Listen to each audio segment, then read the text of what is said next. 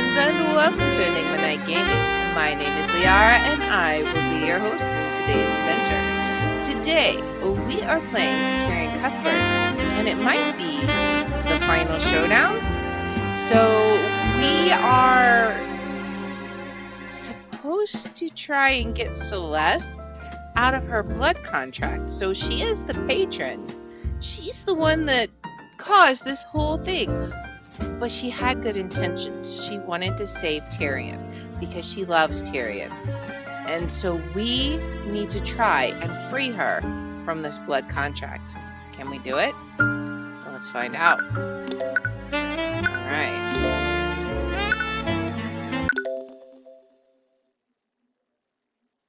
Here we go. I killed people. They were usually criminals or bandits. But it still frightened me how unaffected I was by their deaths. It always came so easily to me. I was good at it. A little too good. People told me that taking the lives of others would be hard. But I never felt that uneasiness. Not even once. It made me think I was some kind of unfeeling monster. And maybe I am. But the time I spent with you, it filled me with more happiness than I could have ever dreamed of. Instead of taking lives, I could save them alongside you. It felt good to protect you. I felt needed when I knew you were relying on me. It made me feel like I was actually worth something to someone. And whenever I saw the light in your eyes, it filled my heart with a warm feeling that I've never felt before. But it was too good to be true, wasn't it?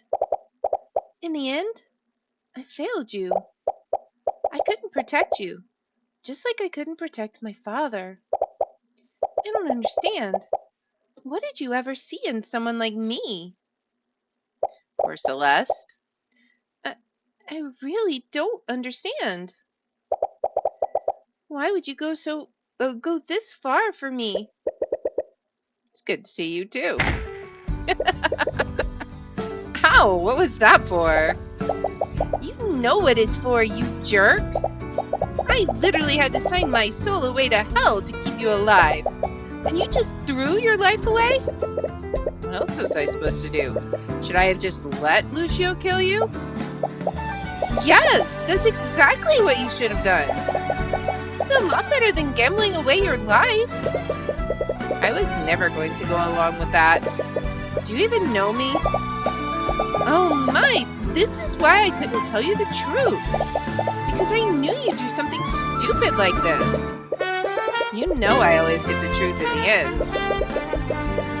All you did was make that process extremely frustrating. I could have gotten away with it. You can't even beat me at chess. How are you going to hide a murder from me? Oh, you... I mean, it's true. Tyrion, I know I killed Pierce. I know. At first, I tried to justify it by saying he would die in 1 month anyways. And what's his life when compared to yours, right? But when I looked at him, just lying there unconscious, I just got so angry. So I woke him up. What? I wanted him to experience a fraction of the pain that my dad felt. Someone like him didn't deserve a peaceful death. So Celeste, you hate me, don't you? This time I'm the disgusting murderer you've been looking for. So why couldn't you just let me die? Do you honestly think I care for you that little? What? You are, and always will be, extremely important to me. One betrayal won't change how I feel about you. Tyrion, So you're not getting rid of me that easily. I'll always be there when you need me. And no matter where you go, we're getting there together. Well, I think we might be heading to a pretty bad place. It looks like it to me. Well, I'm not one to celebrate a victory prematurely. But if you're already admitting defeat, I won't look a gift horse in the mouth. Eris. I can't believe you brought me here. I will never hear the end of this from my father. Where are we? In the courtroom of the gods, the place where truth and reality are determined. The court of Azathoth. I'll give you one last chance, Tyrion. You made a rash decision, but I can still send you back.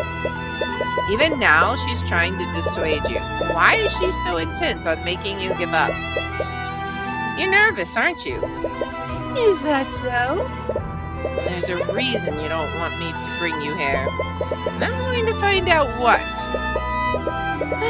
Your persistence was endearing at first, but now it's honestly really annoying. I suppose we'll have to do this the hard way then. Don't say I didn't warn you. Uh-oh. Oh, man. You should have taken my offer when you had the chance. The only way to nullify my contract is to unequivocally prove that its conditions weren't fulfilled. My contract was written without flaw. So says the word of Asmodeus. Asmodeus? By his word, demons are incapable of speaking lies. You're out of your element, Tyrion. This is my domain. My contract was written without flaw. Okay. Your contract may be without flaw, but that doesn't mean we can't negotiate its terms. It doesn't matter if your contract is perfect. I'm not leaving here until you relinquish Celeste's soul. If disputing a blood contract was truly impossible, there would be no need for this court to exist. Demons are powerful, but they aren't omniscient. That's true. Let's do that. If disputing a blood contract was truly impossible, there would be no need for this court to exist. Demons are powerful, but they aren't omniscient. So they can't possibly be aware of contradicting circumstances that may be created when they make a contract. She doesn't like that. You're hiding something. Something that you desperately need to keep hidden. You even went as far as to knock out Celeste before we could get that information from her. Oh, really now? You tried to confound the investigation by manipulating Celeste's memories. But the contradiction in her testimony proves one thing. She didn't see you and Beatrice enter the prayer room until 2 p.m. at the earliest. Your so-called contradiction is based on the testimony of Lady Frigga. How are you so sure that her testimony is reliable? It's supported by the testimonies of Miriam and Lord Asclepius. They were all together at the time. Their testimony is sound. Oh, really? It looks you've made a contradiction. What? Alright. Lady Frigga, Miriam Frigga, and Lazaric Asclepius encountered an illusion. And that illusion makes their testimonies unreliable. So says the word of Asmodeus. What? An illusion? What kind of illusion? Who knows? My statement still stands. You can't just expect us to accept your claims without any evidence. I can't speak lies, Tyrion. Every statement that comes out of my mouth has to be true. I don't need any proof. In this court, the only thing that matters is what is true and what is false. And the word of Asmodeus says that Leif's testimony is unreliable. Darn it. She can just say whatever she wants without having to provide any context. But she only said that Leif was turned. She didn't specify an exact time. What else proves that Beatrice didn't disappear until 2 p.m.? Is there something else that proves Leif didn't begin her search until 2? Let's see. Let's look at all of our evidence, because we've slept since then. Okay. We got the map. I don't think it's going to be any of this. Alright. Died at 2:45, died at 2:18, 2:05. Let's see. What else do we have? The murderer's route. We have the Inquisition. They did not see Celeste and Arya. Happened at 3:10. The knights are unconscious. You saw Beatrice Frigga as you were losing consciousness. We can't rely on that because our memories were changed, right? Those are just the spell compendiums. 11:15 to 1:40, Aster to Wyvern Guard and Arya Steelwind spoke with High Speaker Theon Arceus about their upcoming wedding. Okay, so we can't use that. What about his testimony? He was on the way to the prayer room to recite his prayers. On the way, he spotted Arya Steelwind throwing something off the west balcony. Okay, there's no timestamp there. Supposedly, Theon Arceus suffers from chronic insomnia. We haven't used that yet. I'm not sure. Okay. The demon Marnoth called Archduke Remus Vigile to meet him at 1:50. That could be useful. Let's see. So it's Alaric's testimony, Arya's testimony, which we can't rely on. Alright, there's her compendium, her contract. Alright, we have the Force Cage, Leif's testimony. Okay, Beatrice Freyga and Eris Ilmater were accounted for in the garden until 2 p.m., but after that they both went missing. Eris supposedly lost track of Beatrice and searched for her in the garden. Leif Freyga, Miriam Freyga, and Lazarus Asclepius were together and were about to search Beatrice at 2:05. However, they were stopped by the King's Guard, who reported that the Glyph of Contingency had just trapped Aster de Wyvern Guard in a Force Cage. Okay. Well, he doesn't have a blood contract. At 2 p.m., Aster de Wyvern Guard went to pay his respects at his father's coffin. Unbeknownst to him, however, there was a Glyph of Contingency set to trap him inside a Force Cage. This trap triggered, and Aster was trapped in that magical cage for its duration. Aster attempted to break the Force Cage by casting Firebolt. This created fresh traces of evocation magic, which makes it impossible to tell when the Glyph of Contingency was placed. So maybe that. And then these are their 2 blood contracts. Let's see what we're trying to prove again. What else proves Beatrice didn't disappear until 2 p.m.? Okay, but that doesn't really prove that Beatrice didn't disappear, right? What else proves it?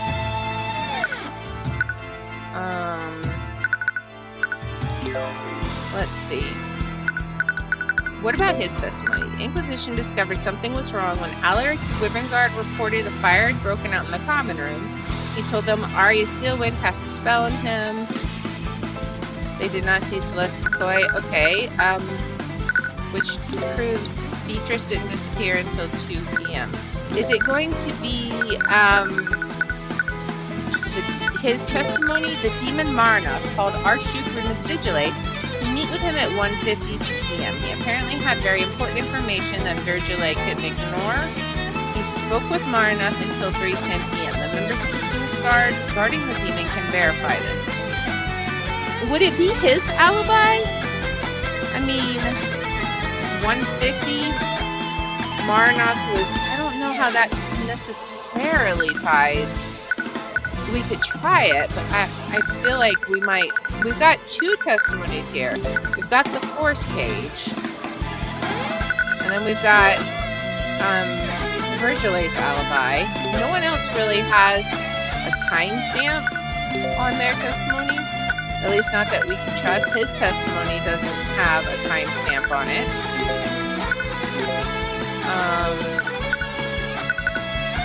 Okay, so let's think about what happened.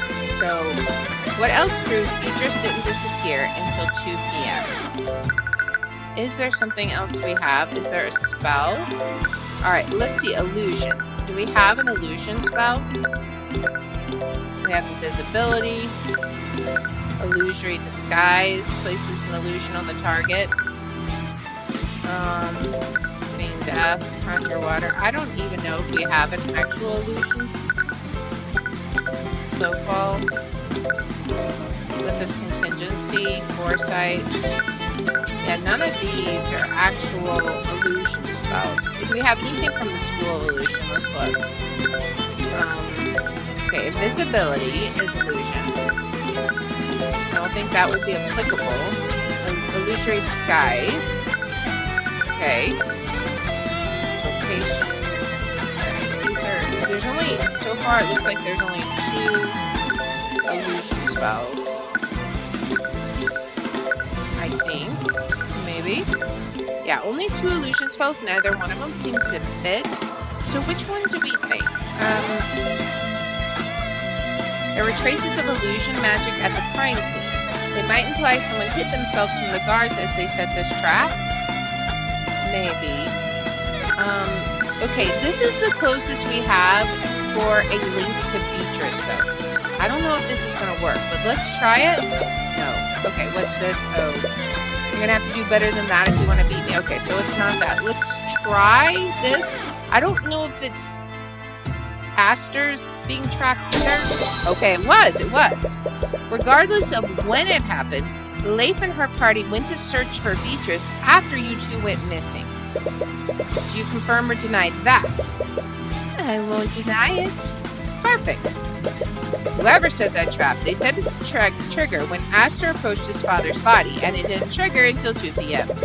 Leif and her party were about to search for Beatrice when the King's Guard informed them of what happened. And mind you, the King's Guard did this immediately after the trap was sprung. Since Leif was about to begin her search when this happened, Beatrice couldn't have gone missing until that time. And once again, you're predicating that on Aster's testimony. Not just him, Eris. Several members of the King's Guard witnessed this. True, and that's why I'll respond with this. An activated force case did not trap Aster to Wyverngard during or after 1:50 p.m. So says the word of Asmodeus. An activated force cage? But how? That testimony came from multiple people. Are you saying the trap was sprung earlier than that? Don't you remember, Tyrion? I can manipulate the memories of people who have a blood contract with me. But I'll give you a little clue. The Empress of Discord made contracts with multiple knights of the King's Guard. I mean, that I already figured out. So says the word of Asmodeus. What?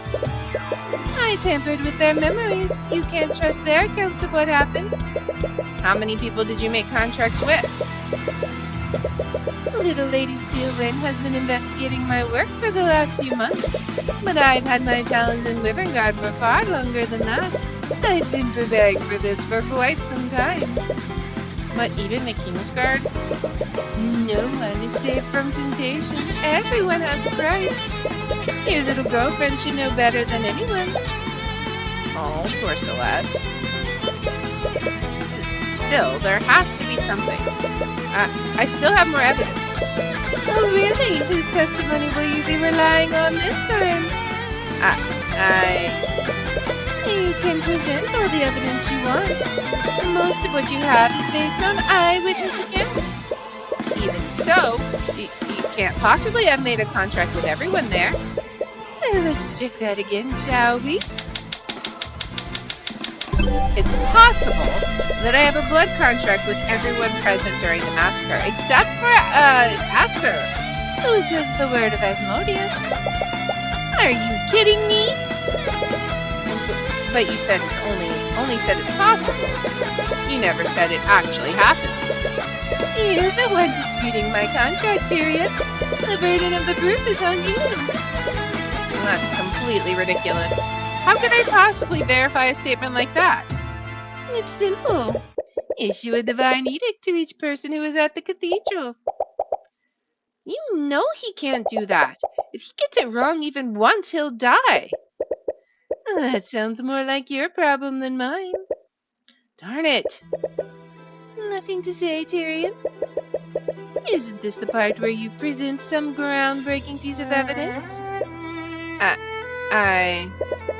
As long as her statement stands, you have to doubt every piece of testimony you've gathered. Everyone at the cathedral could have been compromised, except... Aster. I know he doesn't have a blood contract with you. I suppose you're right. So are you going to use his testimony? He couldn't observe much from within that force cage.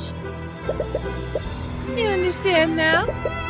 You are never meant to win this game. But I've got to give you points for entertaining me this long.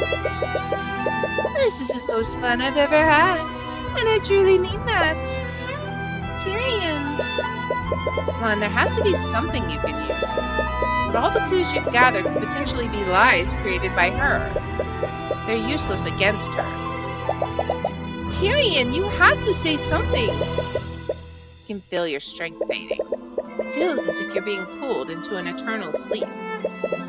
This has always been a contest of willpower, and I think he's finally run out. No! You recall what happened during Beatrice's trial. Your mother gave you the knowledge you needed to win. She did it before. Can she save you again? Mom, please. I need your help. Please, just tell me what to do. You get nothing back. No. Here's you're truly alone now. You knew this was a long shot, but you still held out hope.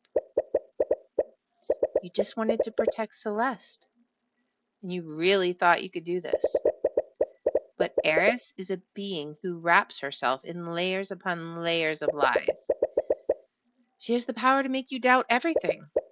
The witness testimonies, even your hard evidence could be a fabrication. How could you possibly argue against someone like that? It's not fair. It's not fair, Miss Tamora. They're not even bothering to investigate the crime properly. Well, of course they're not. If they did, they'd be forced to admit that my client is innocent. How are you so calm right now? Is this what it's always like? How are you supposed to win like this? They can just keep changing the narrative however they want. And they can, and that's exactly how I'll beat them. What? Look, Cuthbert, almost every part of the system is against us. But there's one advantage we have over the prosecution, and that's pure and objective logic. Logic? Tyrion, the prosecutor does all sorts of things to validate their case. They present evidence, they call witnesses, and they use those things to create conclusions. They create a box and throw a bunch of facts into it. They tell the court that everything within that box is the truth. And conversely, that makes everything outside of it a lie. How does that help us? You point out contradictions in their case. That makes them throw more and more facts into the box to keep their case consistent.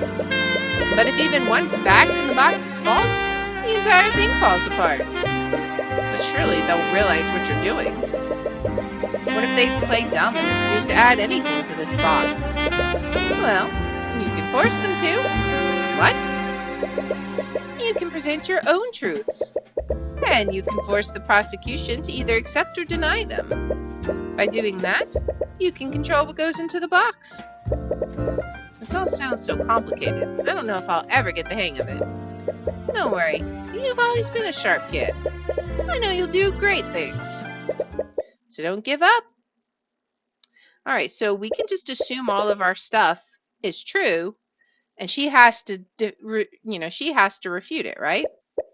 I can present my own truths. Eris's case hinges on when Beatrice disappeared, and she changed Celeste's memories to make her think everything happened earlier, which can only mean Beatrice Frege did not go missing before 2 p.m. What was that? He said, "This is far from over." Oh man. Beatrice Frege did not go missing before 2 p.m. So says the word of Horus. What? You feel yourself filled with the radiant power of the Eye of Horus. With its power fully unleashed, you feel the divine energy of the upper planes coursing through you. Tyrion, you have wings. Wait, really? You frantically turn around, only catching glimpses of the spectral wings on your back. You spin around for a while until you realize your feet aren't even touching the ground anymore. Hey you, what did you just do? I became a celestial, which means no. I also can't tell lies. In any other situation, that would be a handicap. But here, that finally puts me on equal footing with you. Why wouldn't you just die already? You tried everything you could to break me. You drove a wedge between me and Ruby, You even manipulated Celeste into betraying me. But I'm still standing, Eris. I think you might be a little off of your depth right now. I have lived 1,000,000 of your pathetic lifetimes. And you think I'm out of my depth? I am the Empress of Discord, ruler of the 6th circle of hell. I am a god. She doesn't know, Tyrion. What are you laughing about? Whoever you are, man, king, or god, I won't let anyone stop me from reaching the truth.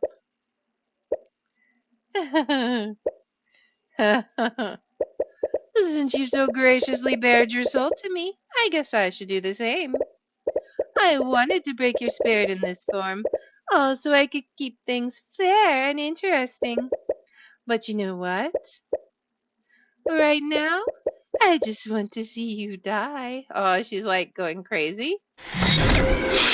What? What happened? Celeste? I'm here. I can't wait to tear you both apart.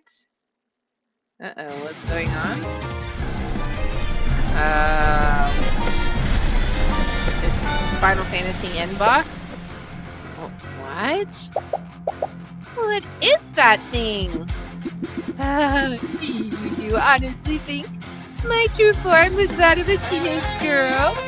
No, I am an ancient one. I am older than time itself. It feels liberating to break free from that weak mortal shell.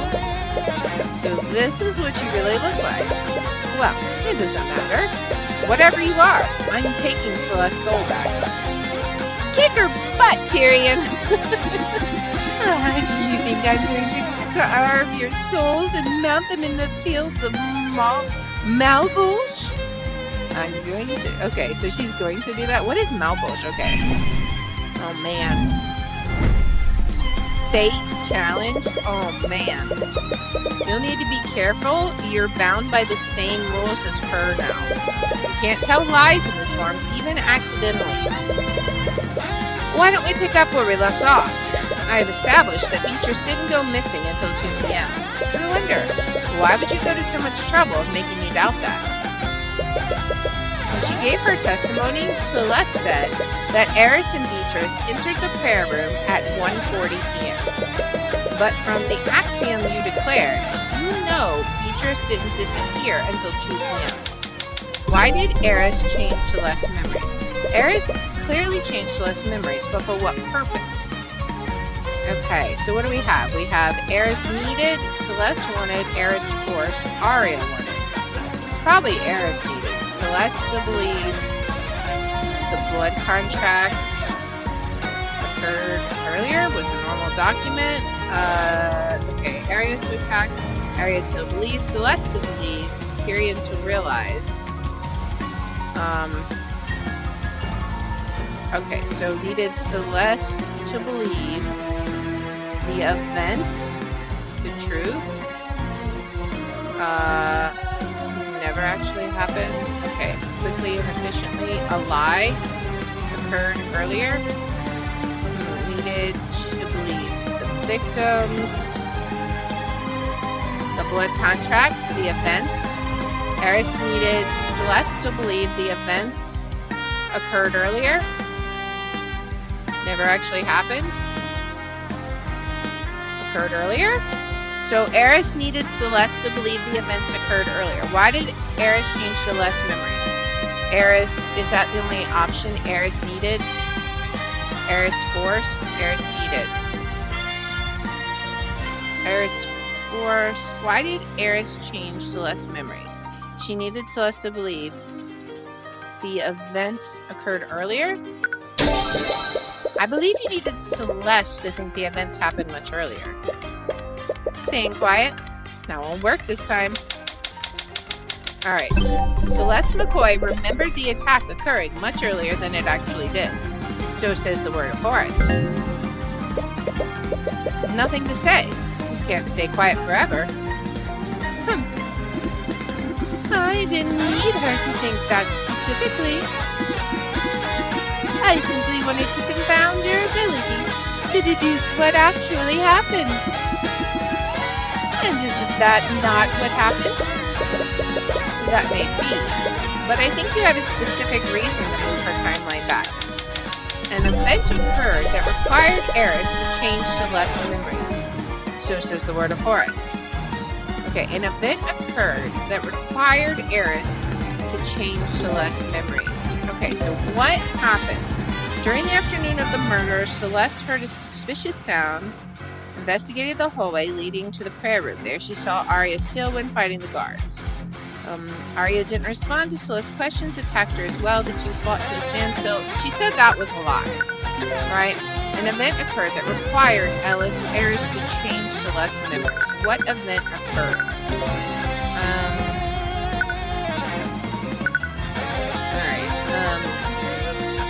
What happened? The Inquisition discovered something was wrong when Alaric the Wyvern reported that a fire had broken out in the common room. He also told them that Arya still had cast a spell on him earlier. I don't know. You saw Beatrice Frege as you were losing consciousness. You only saw her for a brief moment, so it could have been an illusion. Regardless, that means she somehow entered the prayer room at 2:30 p.m.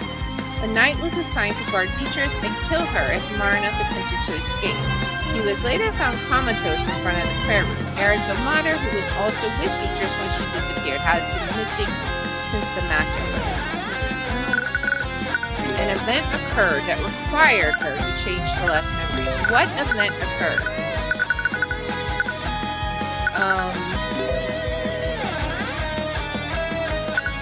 I don't think it would involve them, right? What event occurred? The blood contract seems strange. Unlike Beatrice's contract, it's only one page. No, I don't think so. Arya still would attack Von Cinctus with a firebolt. During the afternoon of the murder, Celeste McCoy heard a suspicious sound and investigated the hallway leading to the prayer room. There she saw Arya Stillwyn fighting the guards there. Arya didn't respond to Celeste's questions and attacked her as well. The two fought to a standstill and Arya pushed past her. When Celeste arrived at the prayer room, she found Tyrion and Arya unconscious and Pierce was already dead. She didn't see Beatrice Frege at any point during the altercation. That one is just a lie. That one's not useful at all. What else do we have? You saw Beatrice Frege as you were losing consciousness. You only saw her for a brief moment, so it could have been an illusion. Regardless, that means she somehow entered the prayer room at 2:30. A knight was assigned to guard Beatrice and kill her if Marnoth attempted to escape. He was later found comatose in front of the prayer room. Eris the Martyr, maybe, but I don't think so. What event happened? Those are compendiums. Let's see.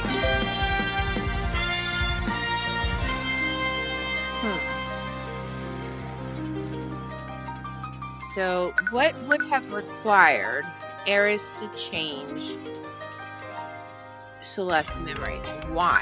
Why would she need to change Celeste's memories? The demon Marnoth called Archduke Grim. That she arranged, I'm sure. Alaric the Wyvern Guard saw Arya exit the common room. Saw a fire started there. Is it just gonna be the force cage again? An event occurred that required Eris to change Celeste's memories. To make her think that it happened before? I mean, that seems simplistic. But is that it? I don't know. Okay, let's give it a try. If that's not it, we'll see if we can figure something else out. No, okay. Eris wanted you to believe that Celeste signed the contract with her at 1:40 p.m. She needed you to believe that to keep the narrative logically consistent. Okay, so something happened. I mean, is it our, okay, so you saw Beatrice Frege as you were losing consciousness. You only saw her for, is it this? No. Eris wanted, okay, so it's not. What is it? What happened? that it involves the sighting. Died at 2:45 in the prayer room. Cause of death was blood loss. A sharp frozen liquid. Alright, so he died at 2:45. That's a whole hour after she thinks she saw it. Maybe? Could be that. Let's look and see what else we have. The Inquisition arrived at the scene. They spotted unconscious guards outside the prayer room. They did not see Celeste McCoy and Arya Steelwind. This happened at 3:10. Fire had broken out in the common room. I think so. What else do we have? Theon Arceus was on his way to the prayer room to recite his prayers. On the way there, turned away. After witnessing this, he attempted to enter the prayer room but was turned away by... We don't have a timestamp on that, so that's not helpful. From 11:15 to 1:40, Aster de Wyvernguard and Arya Steelwind spoke with High Speaker Theon Arceus about their upcoming wedding. At 1:40, Steelwind abruptly left the meeting and didn't answer Aster when asked where she was going. Maybe... Steelwind has no memories of what happened after she left her meeting with Theon Arceus and Aster de Wyvernguard. After she left the meeting, she began heading to the nave to meet with her father. However, she suddenly felt nauseous and went to the westward balcony. She lost consciousness soon after. She later regained consciousness in the prayer room when she heard Celeste McCoy crying over your unconscious body. She did not cast any magic before she fell unconscious. Okay, maybe this. So let's see. Arya has no memories of what happened after she left her meeting with Theon Arceus and Aster de Wyvernguard, which happened at 1:40, right? After she left the meeting, she began heading to the nave to meet with her father. But she felt nauseous, went to the western balcony, lost consciousness. Later, is it this? No. Okay. We're like getting like all beat up. Okay, so is it, no, which one was I thinking it was? Was it the fact that he died at 2:45? Let's see. If she signed it at 1:40, what are we missing? They were accounted for in the garden until 2 p.m. After that, they both went missing. Eris supposedly lost track of Beatrice and searched for her in the garden. Is it this? I did he had just been trapped in the force cage, right? Listening. An event occurred that required Eris to change Celeste's memories. What happened? I mean, she wanted her to think that it had been sighted at 1:40. She killed Pierce. I don't think that happened. That was part of the plan. We did this one though, right? Didn't we pick that? Is it this? Okay, I'm gonna try this. It's probably wrong. Let me see. With the apparent death of Tyrion Cuthbert, the Empress of Discord shall revive him, contingent upon the eternal servitude of Celeste McCoy. Henceforth, Celeste McCoy's soul. So it has to do with when Tyrion was killed, right? So, but we did this, and it said no, right? As we were losing consciousness.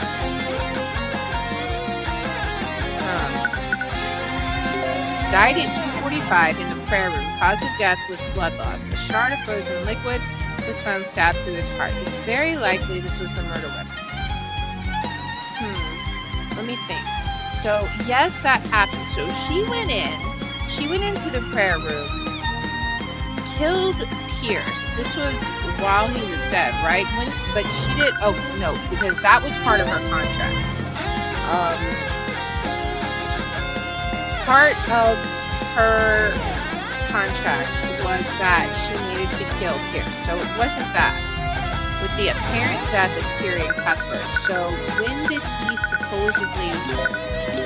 Do we have anything that says that he was killed after 240. Anything at all. Let's see. They spotted unconscious guards out in the prayer room. They did not see Celeste McCoy and Arya Stillman. This all happened at 3:10. I don't remember if we did that one. What would it be? Alright,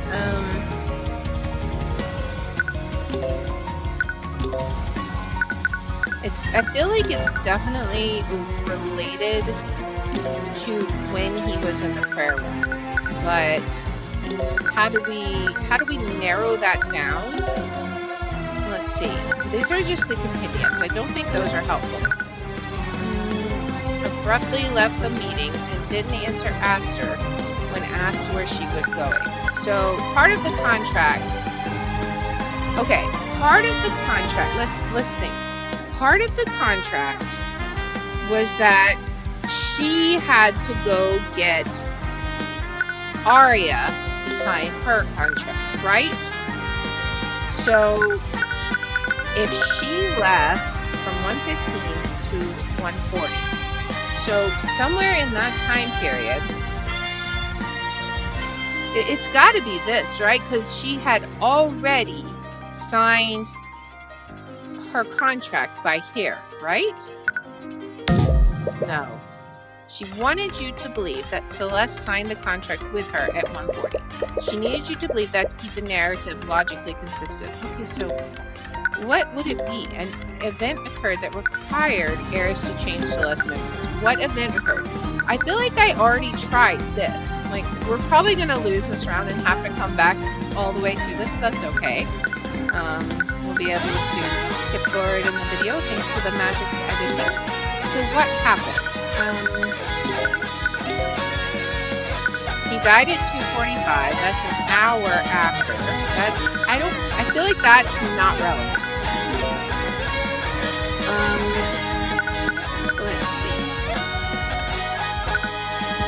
Common room to the balcony. Alright, so prayer room is where Pierce was killed, right? Common room. Yeah, so he was killed in the common room. Right? And then she was killed on the balcony. Alright, and then later... So all of this was happening. Alright, so why? Alright, but she was with us, right? No. She was with us like the whole time. She never slipped off by herself. So when did we get separated? I mean, we already did this. We fell unconscious around 2:30. But supposedly our memories are changed, so we can't use that. What other timestamps do we have? The demon Marnoth called Archduke Remus Vigile to meet at 150. What else do we have timestamps with? We tried that one. That one didn't work. Something happened. What happened? We tried this, right? 2 p.m. He went to pay his respects. Okay, but that doesn't have anything to do with signing the contract, right? This is her contract. Alright. It has to do with the apparent death of Tyrion Cuthbert. So which clue do we have that talks about our death? Okay? So we weren't supposed to meet until 2. Alright. Is there something that talks about where we were? I could try that. But that doesn't really make sense.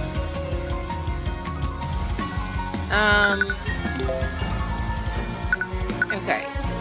Anything about Tyrion? Several nights for the Kingsguard. Alright, it's not that. You saw Beatrice strike as you were losing consciousness. like the closest thing that I found, but that isn't the correct answer. And that one we tried was not the correct answer. Turned away. Okay, so Theon Arceus was on his way to the prayer room to recite his prayers. On his way there, he spotted Arya Stillman throwing something off the west balcony.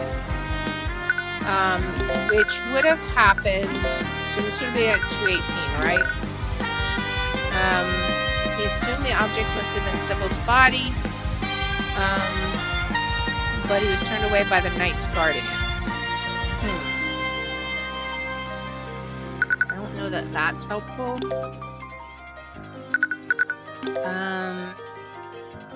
Did we try this one? I don't remember. Beatrice Strega.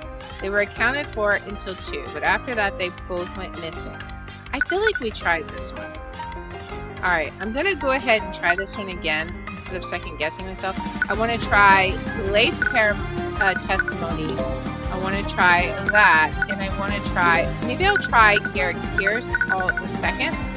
I think I already tried this though, but I'm gonna try this. No.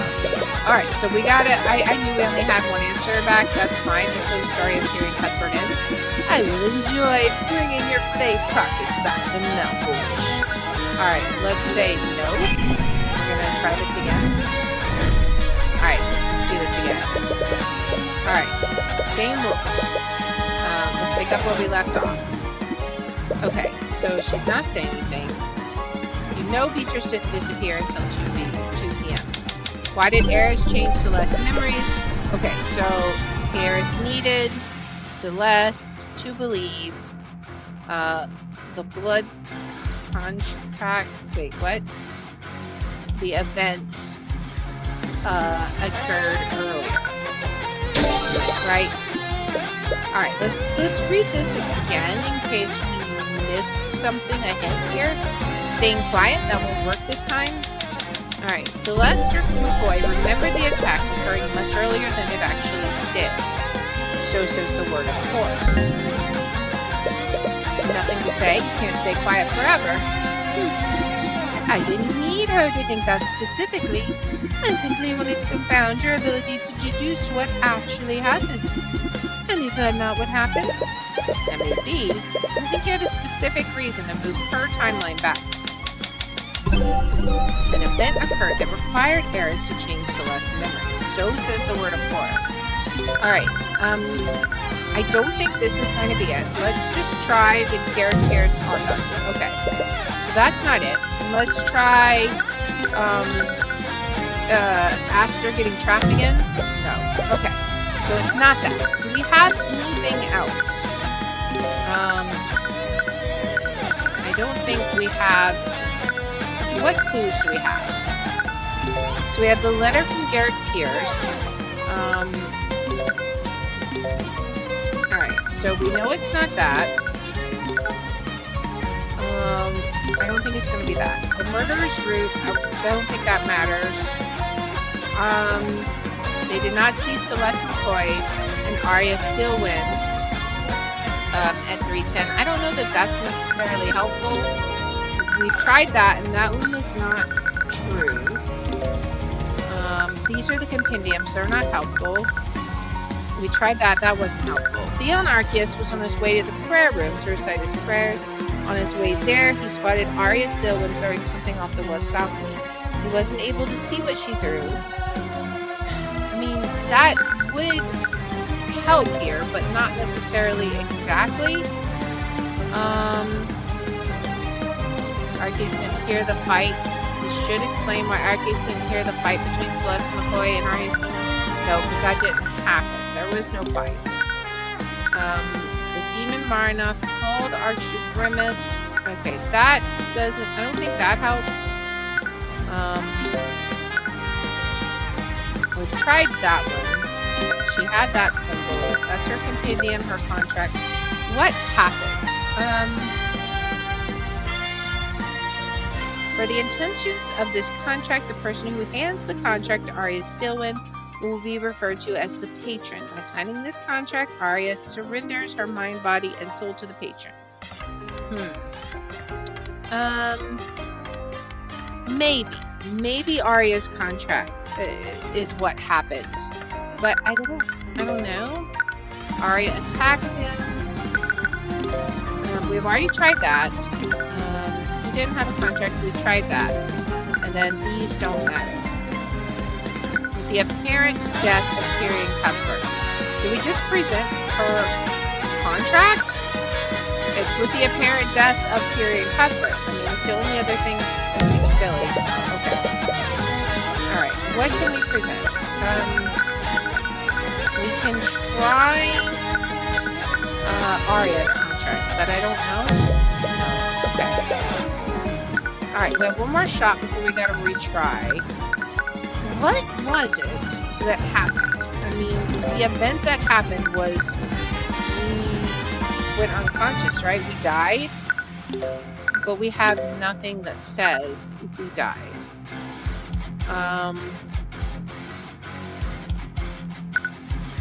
So what do we even have? The Inquisition found a frozen blade impaling Garrick Pierce through his stomach. There were traces of transmutation on his blood.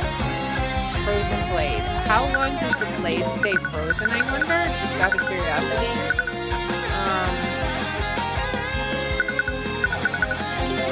There was, conjure water, frost wave. There's like a shape water one, right? Shape liquid. Duration indefinitely. While frozen, the caster can choose to make the liquid instantaneously melt. Okay, so that doesn't really help. Why? Okay, so what event occurred? An event occurred that required Eris to change Celeste's memories. I mean, I think I know what the event was, but what evidence do we pick, right? What do we even have? Trying to think. Let's see. Okay, so we know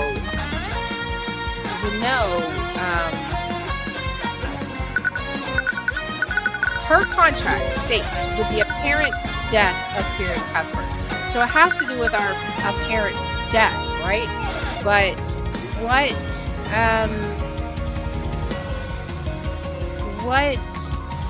item do we need to, what happened?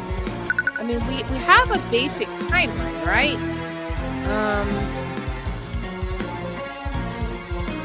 But what was it, right? Let's see. Let's look at these. Guide at 245.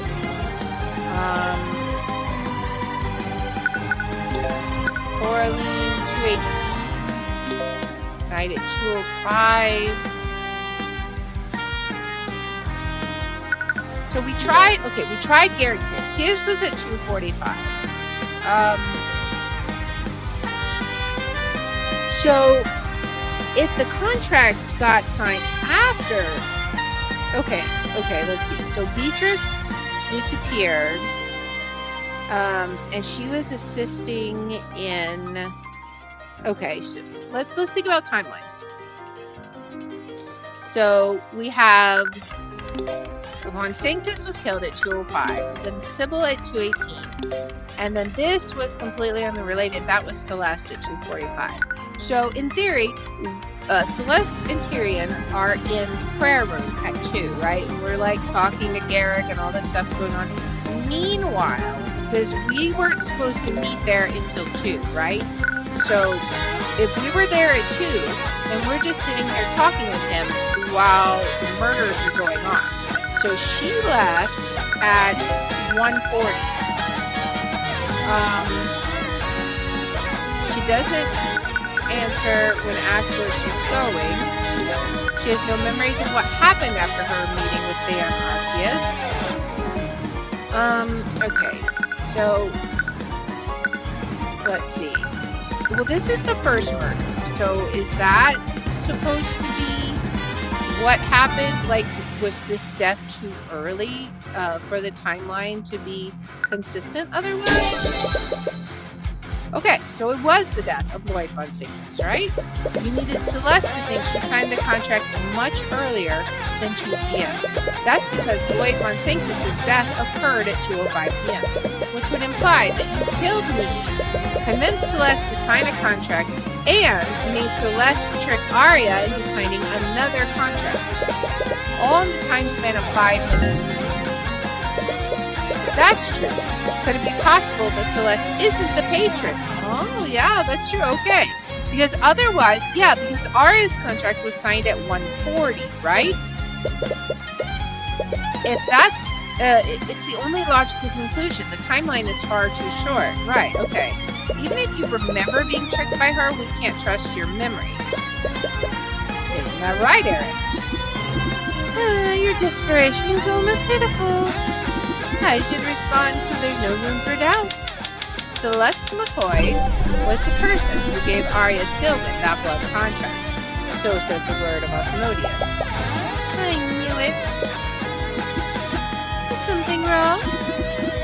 I know the truth is hard to accept sometimes, but Celeste did betray Arya's trust. She always speaks in technicalities, so you can't take that claim at face value. But this could also be a trick. You could declare outright that Celeste is not the patron, but if you're wrong about that, you'll most definitely die. You need to be certain before you decide to declare it.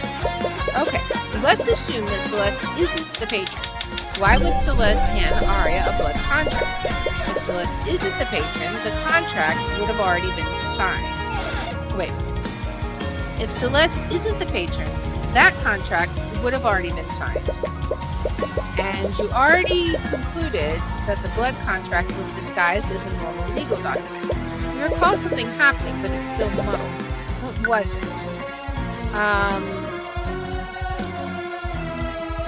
Beatrice, Arya, Eris, something, killed, tricked, dropped, hid, killed, characters, contract evidence, Arya, into signing a contract. Why would Celeste hand Arya a blood contract? Arya dropped the contract in front of Celeste? Maybe. Arya dropped the contract in front of Celeste. There we go. As she awkwardly skitters away, you see something fall out of her pocket. Oh wait, Arya, you dropped your runestone. As she picks up the runestone, she accidentally activates it. An image of a piece of evidence appears for a brief moment, but she quickly hides it.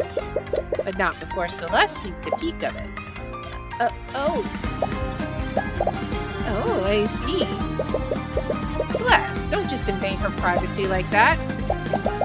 Don't be like that. I'm really happy for you.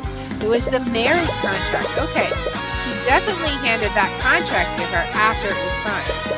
But that doesn't necessarily mean she's not the patron either. Is something wrong? You look afflicted. No, from the very beginning, she's been trying to get to your head. She thrives on doubt and mistrust. But you've always known from the very beginning, Celeste would never betray Arya like that. Alright, so Celeste McCoy is not the patron described in Arya Steelwood's blood contract. So says the Ward of Horus.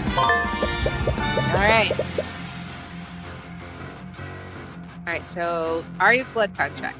The blood contract seems strange. Unlike Beatrice's contract, it's only one page. Even stranger, there's a large empty space at the top half of the page. There are only a few sentences at the bottom.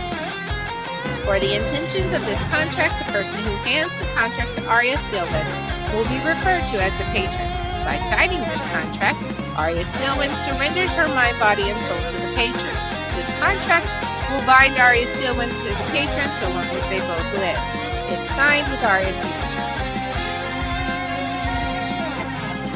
Aster handed her the contract. For the intentions of this contract, the person who hands the contract to Arya Steelwood will be referred to as the patron. By signing this contract, Arya Steelwood surrenders her mind, body, and soul to the patron, which she totally would do if Aster handed her the contract. This contract will bind Arya still into the Patron, so long as they both live.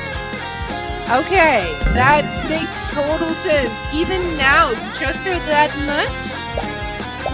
Wait, but that means you didn't betray Arya, Celeste. She only manipulated your memories after the fact. She wanted to make you think that you did. So it's not my fault? It isn't. But that has a far more unsettling implication. Someone else is the patron, but who?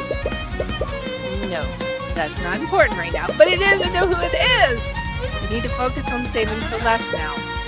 Celeste wasn't the one who secured Arya's compliance and cooperation. Well, actually, it wasn't Aster. It couldn't have been Aster, but maybe it was Beatrice illusioned as Aster? Doesn't that make your contract flawed? Please, I thought you were an attorney. The contract states that Celeste would engage in action deemed necessary to secure the compliance and cooperation of Arya's dealmates. No further actions were necessary. She was already under my influence by then.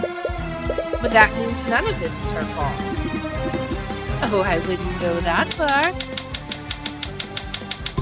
Neither Arya's dealmate nor Beatrice Freyga was directly responsible for the death of Garrett Pierce. So is the word of Asmodeus. Right, there's still the death of Pierce. It doesn't matter who's responsible for the massacre as a whole. All that matters is the validity of my contract. You act like you're in control of this situation. But you've been nervous ever since I began disputing your contract. You're hiding something else, aren't you? Who can say for sure? The second paragraph is vague, but what about the first and third paragraphs? Something is off here. Wait, is it possible that I didn't die? Are you still in denial? No, it said apparent death. I thought you were ready to die to save your beloved Celeste. Answer the question, Eris. We can't trust Celeste's memories. The memory where she confirmed my death could all be a fabrication. If you're still holding on to the hope that you'll survive this, let me state it plainly for you. Celeste McCoy did in fact observe that Tyrion Cuthbert was dead. I did not alter that memory, so says the word of Asmodeus. I'm sorry, Tyrion. How did you revive me, Eris? Do you even have the power to resurrect people from the dead? Who do you think you're talking to? Of course I do. But if you doubt me, why don't you declare that Tyrion Cuthbert never died? Knowing her, she could be baiting me to tell us a lie. But it's equally likely that she's bluffing. If you still doubt that I resurrected you, I'll state this. Beings of my power are able to resurrect people from the dead. Yes, but probably on the other side of things. So says the word of Asmodeus. If you're saying that, it must be true. You're clearly not acting in good faith. How can I trust what you're saying? Why would you need to specify the means of your power to do it? Is it possible that it's not a simple or easy feat to accomplish? Why would you need to specify it? Is it possible that it's not a simple or easy feat to accomplish? For example, would Lar not be able to resurrect a person from the dead using a contract? Let me save you some trouble. I'll say it for you. The Empress of Discord can't resurrect people easily. So says the word of Horus. That's not the same as saying that it was impossible for me to do it. But it would require a large amount of effort on your part. Perhaps. But recall my previous declaration, Celeste was there. And by all accounts, she concluded you were dead. How thoroughly did you check them? I have experience in first aid, and it was pretty bad. You weren't breathing and your heart was stopped. She tried to resuscitate you for several minutes, but to no avail. Right, there's no way your body could survive that long without oxygen and blood flow. And Eris just confirmed that Celeste spent several minutes trying to resuscitate you. But there has to be more to this than you're seeing. What could have created this scenario? Like a hold person spell, right? Do we have that? Let's see. feel like we had something like that. Hold creature. The caster completely restricts the movement of the target while concentrating on the spell. The target will be able to move any part of their body, even subtle movements such as gestures. As a result, the target will also be unable to move their mouth to speak. Maybe. Let's see what else we got. Spell magic, polymorph, season strike, firebolt. What else? Foresight, strike true, detect magic.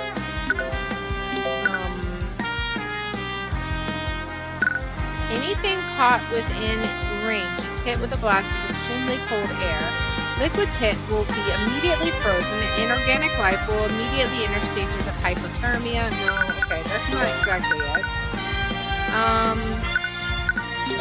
Conjure light, prestidigitation, illusory disguise. Let's see.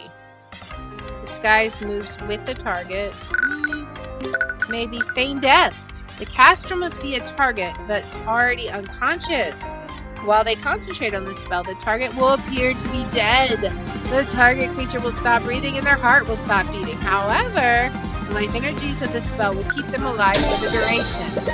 You may have been able to resurrect them, but you had a far easier way to create that scenario. Unluckily for you, Beatrice was there and under your control. Are you saying that Beatrice can resurrect people from the dead? No, the opposite is actually true. Beatrice Frege cast feign death on Tyrion Cuthbert. So says the word of horror. What? Sorry, Celeste, but I was never dead. She just used a spell to trick you. No. So everything I did? It was for nothing. Oh, she's mad now. That means you never resurrected him. He was never dead in the first place. And the contract only said that he was apparently dead. All I did was revive him by making Beatrice release her spell, which allowed him to wake up. Well, that eliminates the first paragraph as a possible viewpoint. And that only leaves the death of Garrett Pierce in Celeste's hands. Something happened with Pierce, didn't it? What are you hiding? Whatever could you be talking about? Your contract says that Celeste must bring about the demise of Garrett Pierce by her own hand. Since you wrote that contract, that must have been your intent from the beginning. So why are you so nervous? Something went wrong, didn't it? If you want to stay quiet, I'll just... All of this could be an elaborate trick to bait you into making a false statement. You need to be careful. You need to find out exactly what's wrong. Is it possible that Celeste didn't kill Garrett Pierce? Are you serious? He's the man who killed her adoptive father, and he was slated to be executed next month. She didn't have a rational reason not to trade his life for yours. Yeah, as bad as it sounds, that would have been a hard choice for me. There isn't a single reason why I wouldn't take a deal like that. She may have wanted to, but something else might have happened. Perhaps Beatrice or Arya misinterpreted one of your commands and killed them against your wishes. You're making this so devious. Neither the Empress of Discord, Arya Stillwind, nor Beatrice Frege killed Garrett Pierce. So says the word of Asmodeus. Well, what if you forced Celeste to kill him? She signed that contract already, so you had control of her. The contract states that she needed to kill Pierce of her own volition and agency. Do you honestly think I would make a foolish mistake like that? Celeste McCoy had complete control of her actions when Pierce died. So says the word of Asmodeus. What if someone else killed Pierce on accident? Maybe a member of the King's Guard who survived and entered the prayer room. Try again, Tyrion. Garrett Pierce was not an accident. It was an intentional and committed with malice. And while I'm at it, the Empress of Discord, Celeste McCoy, Tyrion Cuthbert, Beatrice Frege, and Arya Stillwind We're the only people in the prayer room with Derek Pierce when he died. So says the word of Asmodeus. But what about Marnoth, right? No. Do you understand now? I can refute any possible explanation you may have for Pierce's death. But the truth is, Tyrion, Garrick Pierce's death occurred because of Celeste McCoy's actions. So says the word of Asmodeus. No. Have you given up? Have I finally extinguished the light of hope within you? I can't believe it. I can't believe you fell for that. What? You've never thrown consecutive declarations at me like that before. It's because I'm getting close, isn't it? You can freely manipulate Celeste's memories of what happened, and I don't have any evidence that implies what actually transpired in the prayer room. The only person who could tell me that was you. What? You thought you could overwhelm me by shooting down all my theories, but all you did was tell me the exact state of the room when Garrick Pierce died. And now I can figure out what actually happened. Wait! Who killed Garrick Pierce? Okay, so let's look at Beatrice's spell compendium. Does she have familiar bond, sleep, mend wounds, send message, animate corpse, necrotic blight, invisibility, feign death? What about Arya? Do we have Arya's compendium? Okay, so neither one of them have the spell. I don't think we have or need Celeste. Okay, so Marna, right? Do we even have his thing? We don't have his. So who killed Garrick Pierce? Was it Garrick Pierce? Let's look at his. He's the only one in the room who had the spell, right? Shape liquid. Garrick Pierce, right? If we're wrong, we're gonna have to redo this all, but that's okay. It's fine. Did she make Garrick Pierce kill himself in the most obvious way possible?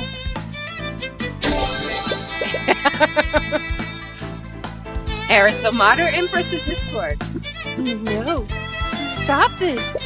I'm not sure what would possibly drive him to do something like that, but when he was in the prayer room, Garrick Pierce chose to take his own life. What? You know what that means, don't you, Eris? But for the sake of it, I'll state it in a way that makes it abundantly clear. Stop this! Stop this right now! Celeste McCoy did not bring about the demise of Garrick Pierce by her own hand. So says the word of Horus. The conditions of your contract were impossible for Celeste to fulfill. That renders it legally and logically invalid. That's checkmate, Eris. You filthy little... Uh-oh.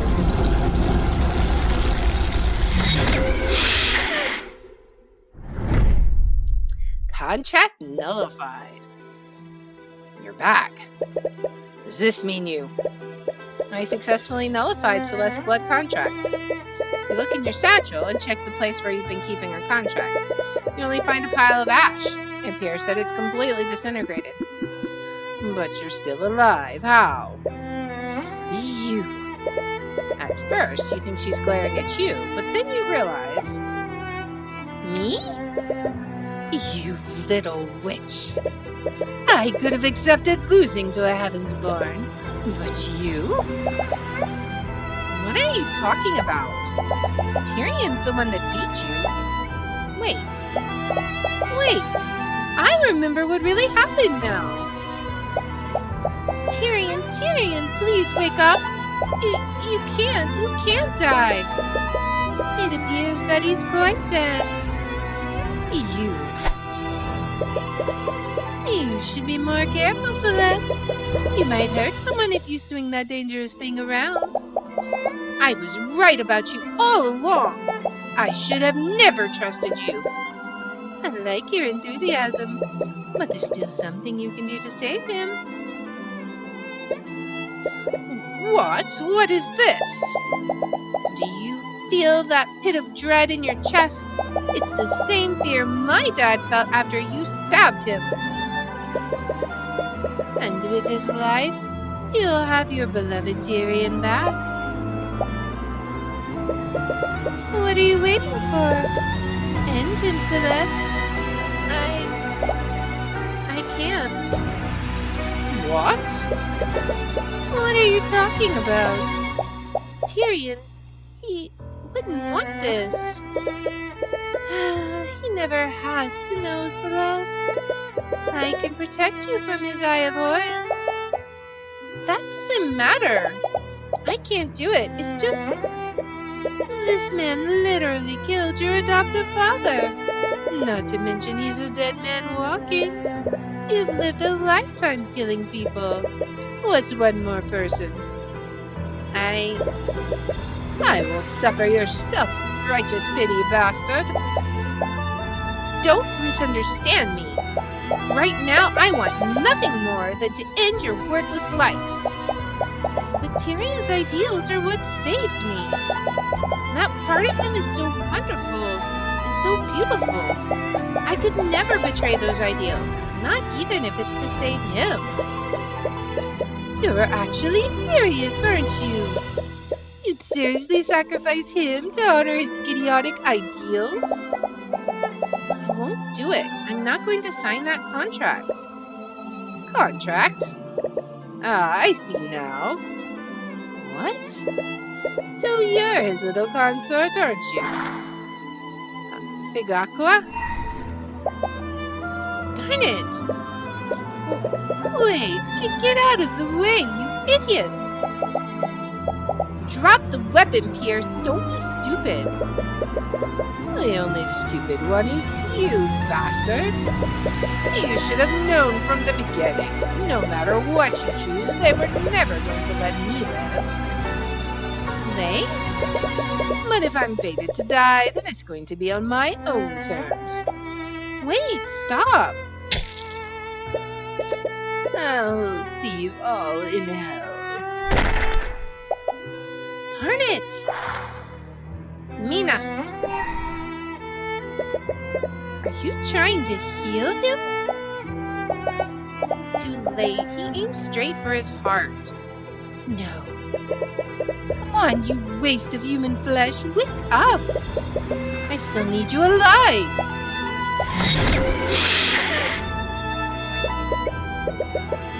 What did you just do? Pierce is dead, and I signed your stupid contract. Now bring Tyrion back. No. No. Pierce was dead anyway, so I thought I could catch her on a technicality. But I never realized what I actually did. You signed a faulty blood contract. You ruined everything. And where do you get off acting like you're any better than them? What? Ideals, righteousness. Don't give me that crap. I could have accepted losing to Tyrion. But you're human, and you're a killer. All of you are rotten to your disgusting cores. You would all tear out each other's throats if I gave you the smallest reason to. Tyrion is the only person here with a trace of the Celestials' self-righteous morality. If that's what you think of them, you really don't know anything about humanity. Celeste is far more than what you're saying. She's far more caring and empathetic than I am. I could never even come close. Tyrion. And it has nothing to do with whether I'm a Heavensborn or if she's a human. But I think I understand you a little more, Eris. Is that so? Let me ask you a question, Eris. Did you feel any amount of satisfaction when you killed my mother? What? So you figured that out, did you? When you went on that little tirade about killing Heavensborn, I had a feeling. And how does it feel, Tyrion? The person who killed your mother and ruined your life is standing right in front of you. What do you have to say? Nothing to say? Say something, darn it. I think all I feel for you right now is pity. Oh, that's rich. You pity me? Your existence is an infinitesimal blip in my eternal existence. And yet you put all of this effort into making me suffer. Well, was it everything you imagined it would be? Did it satisfy you at all? I bet you didn't feel anything when you killed my mother. It was just another drop of evil into your empty soul. I was excited. It was far too simple. I didn't truly make her suffer. That's why I didn't. Oh, is that right? Well, what if you did succeed in throwing me into despair? Would you have felt any sort of satisfaction? Of course, Demons can't tell lies, Eris. You can't lie to us, and you can't lie to yourself. No, they can't. And that's why I pity you. You were fated to be evil from the moment of your creation, weren't you? That's why you hate humanity so much. You envy us. What did you just say? You're envious of humanity. You don't grow. You don't change. You can't become a better version of yourself. You're right. Your existence probably will be eternal. You'll be eternally evil. And you'll be eternally unsatisfied. That's why you envy us, because you'll never be free from that fate. That is completely... So you can't say anything? You can't say it, can you? You can't refute my claim, because it would be a lie. You know what? Maybe you're right. Maybe I'll never be satisfied. Maybe I won't feel any satisfaction from killing you. But I'm still going to try. Oh, man. What?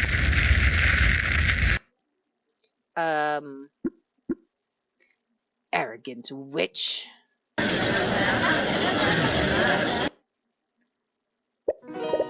Well, I suppose that solves that.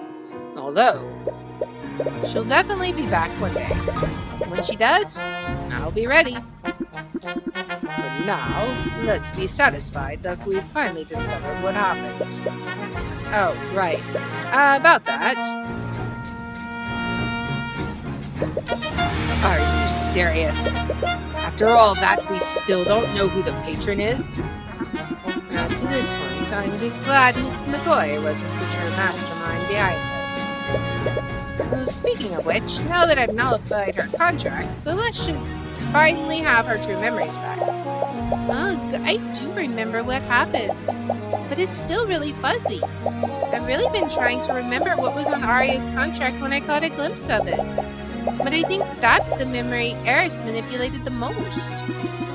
It's possible that she will need some time to fully recover from the Empress's demonic influence. But we don't have that kind of time. That demon led us around for an entire morning, and we lost nearly an hour due to Cuthbert disputing the contract. It's just past noon. Right, we have less than 3 hours before every magical trace at the crime scene disappears. Could you try testifying? Maybe reviewing everything will help jog your memory? Okay, I'll do my best. Right. Miss McCoy, could you try to remember what happened during your business with the Empress of Discord? I'll try my best. Oh boy, here we go.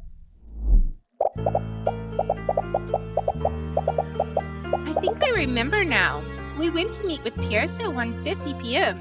and we heard that commotion outside at 2:20 p.m. I saw Arya attacking the guards there, and I fought her for about 15 minutes before she broke past me. When I followed her into the prayer room, I found her there with Beatrice and Eris. They knocked Arya, Tyrion, and Pierce unconscious. I checked Tyrion's body and thought he was dead, but I realize now that Beatrice just cast feign death on him. Anyways, Eris offered her deal to me, but I couldn't go through with killing Pierce. I think you know the rest. A few minutes after Pierce died, Aster, the Inquisition, and the King's Guard showed up to arrest Arya. Aside from your conversation with Ilmater, that seems to match up with what we already knew. It appears we simply need to wait for Celeste's memories to return. He's clearly not okay with leaving his daughter vulnerable until then. Even if there's nothing apparently significant, I'd still like to cross-examine her. Go ahead, then. Alright, here we go. I think I remember now. We went to meet with Eris at 1:50 p.m. and we heard that commotion outside at 2:20 p.m. Right? We now know for certain that the meeting was at 2 p.m. Yeah, she only changed my memories so she could trick all of us. Considering that my memories were intact, she must not have had the power to change them. Yes, she never actually used her demonic powers to revive you. She merely had Beatrice release the faint death spell that she originally cast. I still can't believe I fell for that. Anyways, who did you see attacking the guards? Was it Arya or Beatrice? I saw Arya attacking the guards there, and I fought her for about 15 minutes before she broke past me. Originally, you said you fought her for a lot longer. Yeah, I had to account for the time I spent speaking to Eris. I had a feeling something was off about that. I knew Tyrion would be really meticulous about the timeline of the murder, so I had to make my testimony match up with the time of Pierce's death. I'm really sorry. Oh, we'll talk about this later. Oh, she's sad. When I followed her into the prayer room, I found her there with Beatrice and Eris. They knocked Arya, Tyrion, and Pierce unconscious. So we weren't wrong about Beatrice sneaking past you during your fight. Yeah, now that I look back on it, it was probably a distraction so Beatrice could sneak past me. What is it, Cuthbert? If the Patron was working together with Eris, why would Eris use Beatrice to knock out Arya? I never thought of that. Frankly, I find it hard to believe that the Patron willingly went along with the Empress's convoluted plan. They clearly needed Pierce to die, and relying on McCoy to do it seems foolhardy. Right. Is it possible that Eris went off script then? She definitely doesn't seem like the type of demon to take orders from a human. Anyways, what happened after you saw me unconscious? I checked Tyrion's body and thought he was dead. But I realize now that Beatrice just cast feign death on him. I can't believe you fell for such an obvious deception. I know, but I was just so scared. I thought he was dead and I wasn't thinking clearly. I'm glad that you care about me that much. But what you did almost destroyed Arya's future and let the Patron get away. Oh. Perhaps it is best to stick to the facts for now. Anyways, Eris offered her deal to me, but I couldn't go through with killing Pierce. I think you know the rest. To think one blood contract could have such an effect on the investigation. I should have known she was up to something, but I was too desperate to realize it. You were put in a difficult situation. Take solace in the fact that you stuck to your ideals despite that. The Scaled Lord is being surprisingly sympathetic towards her. A few minutes after Pierce died, Aster, the Inquisition, and the Kingsguard showed up to arrest Arya. This must have been after they went to investigate the fire in the common room. I'm surprised Aster went to the prayer room as well. I'd have thought the Kingsguard would have kept him in a secure location. Those were my orders, but His Majesty demanded that they secure the cathedral for the safety of everyone there. He's always been an altruist. Her testimony doesn't appear to add any new information, but between the multiple murders and Eris changing people's memory, there might be something you've missed. Remember each piece of evidence you have and the time of each event that day. There might be something there you can use. Okay? So, let's see. I think I remember now. We went to meet with Pierce at 1:50, and we heard that commotion outside at 2:20. I saw Arya attacking the guards there, and I fought her for about 15 minutes. When I followed her into the prayer room, I found her there with Beatrice and Eris. I checked Tyrion's body and thought he was dead, but I realize now that Beatrice just cast feign death on him. Anyways, Eris offered her deal to me, but I couldn't go through with killing Pierce. I think you know the rest. A few minutes after Pierce died, Aster, the Inquisition, and the King's Guard showed up to arrest Arya. So what? Let's see. Alright, so what do we present here? Let's think about the timelines. A few minutes. 150. Okay, let's look. 150. Okay, so we heard the commotion outside at 2:20. Arya. Okay, so 2:20. Okay, so 2:20. 15 minutes later would have been 2:35, right? Okay, they knocked everyone unconscious. Thought he was dead. Couldn't go through with killing Pierce. A few minutes after Pierce died. But he was still in... How did Aster show up? He was still... Wasn't... Okay, so that would give 25 minutes. Because he was trapped in the force cage, right? Until force cage is an hour, right? So he would have been trapped until 3. But according to this, we're saying that it was 25 minutes for her to talk to Eris. I mean, we just watched that scene unfold. It maybe took 10 minutes tops if it had actually happened, right? Like, 25 minutes for all that to happen? Surely this is not right. Objection! Okay. Wait, what? What is it, Cuthbert? Celeste, are you sure Aster showed up only a few minutes after Pierce died? Yeah, because if he died at 2:45, he was still trapped. I mean, 15 minutes later, sure, but he was still trapped. Yeah, I remember that part pretty well. Eris seemed really worried about being seen by them.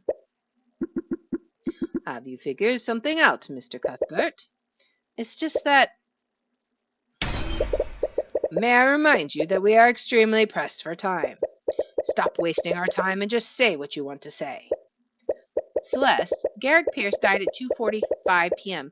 and Aster showed up in the prayer room only a few minutes after? Yeah, where are you... Wait! That raises a big question. How did Aster enter the prayer room around 2:45 p.m. when he should have been trapped in a force cage until 3 p.m.? Wait, you're not serious, are you? McCoy's memories are clearly unreliable.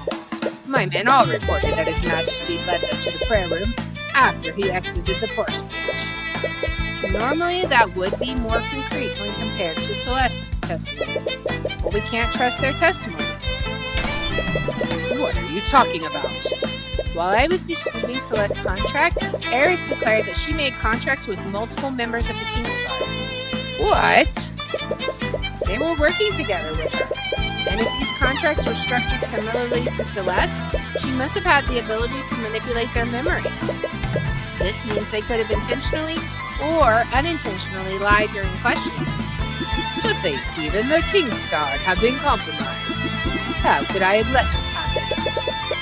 And even if we assume that he somehow escaped an inescapable force cage, how did Aster know to head to the prayer room? I understand your point. But do you understand what you're implying? I'm not trying to imply anything, just stating the facts we know. We know that a human, whether willingly or unwillingly, worked with the Empress of Discord to orchestrate this massacre. He was deeply trusted by Arya Stillman, so much so that she didn't even think twice about signing a contract that he gave her. There's only one person who meets those criteria. Aster the Wyvern, the reigning king of our kingdom.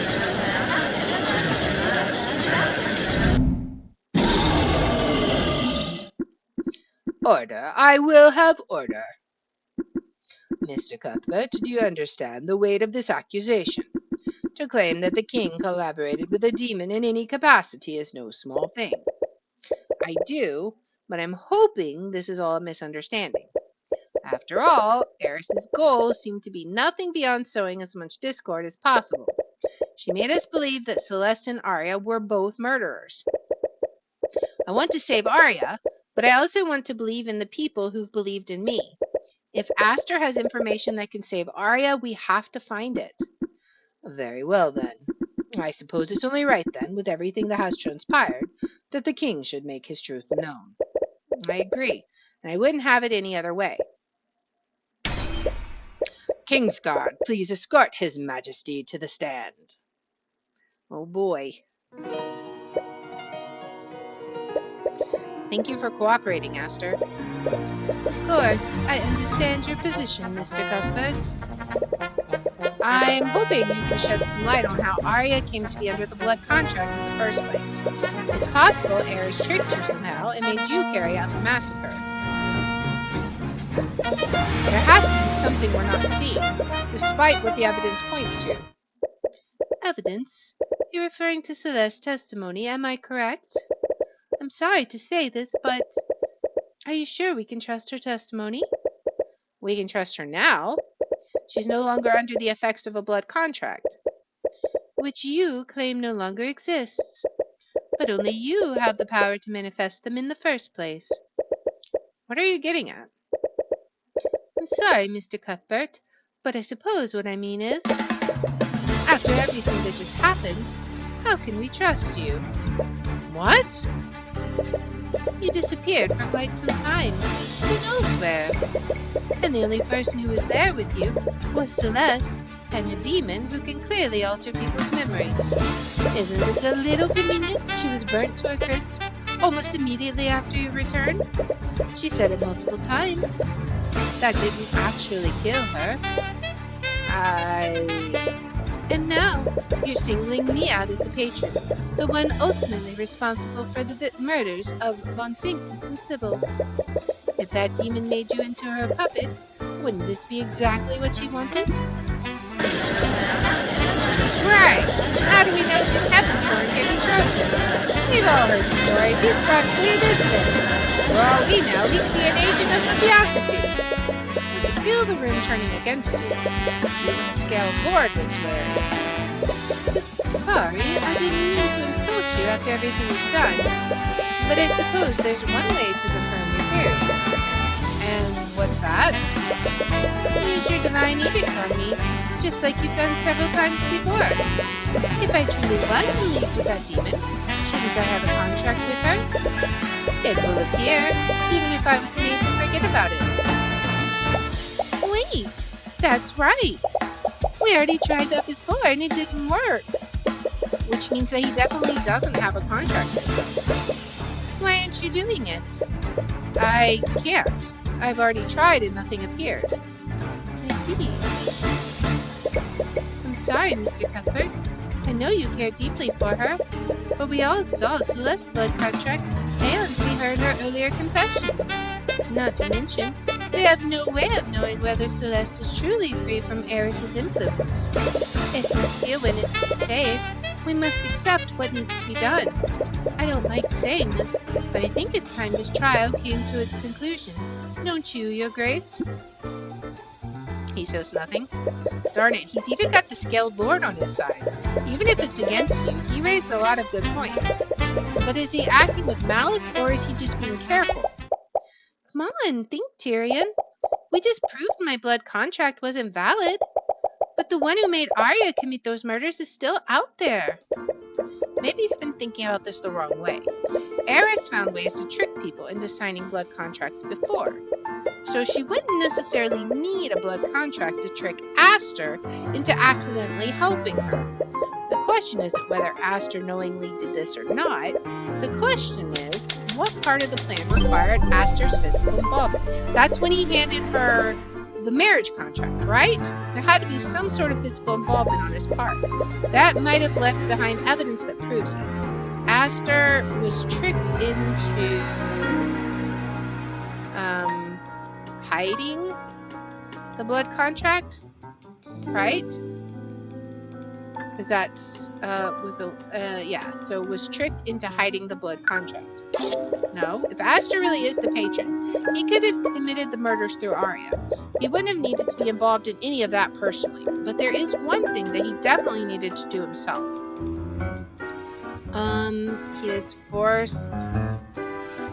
He was tricked into the blood cage. No, something about the force cage. Was forced into hiding the force cage.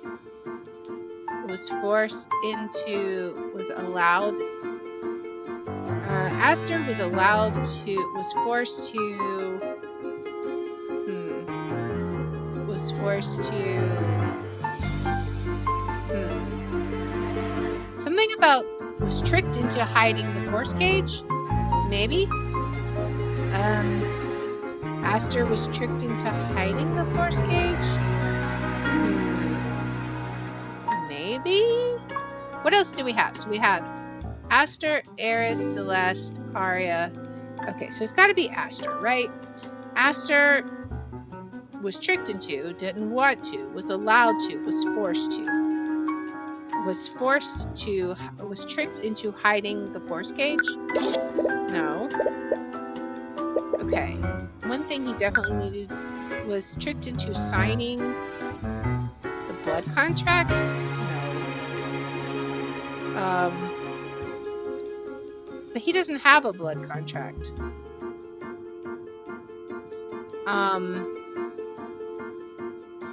The crimes? There's crimes. Hiding the crimes? Aster was tricked into hiding the crimes. Does that even make sense, though? The victims? That doesn't make sense. What part of the plan required Aster's physical involvement?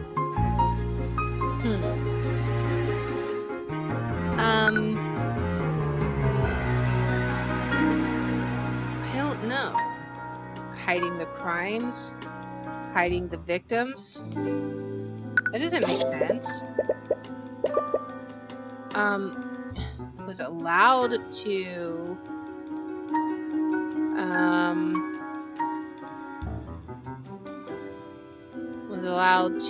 what is destroying, murdering, signing, hiding. So destroying, murdering, destroying, signing, hiding.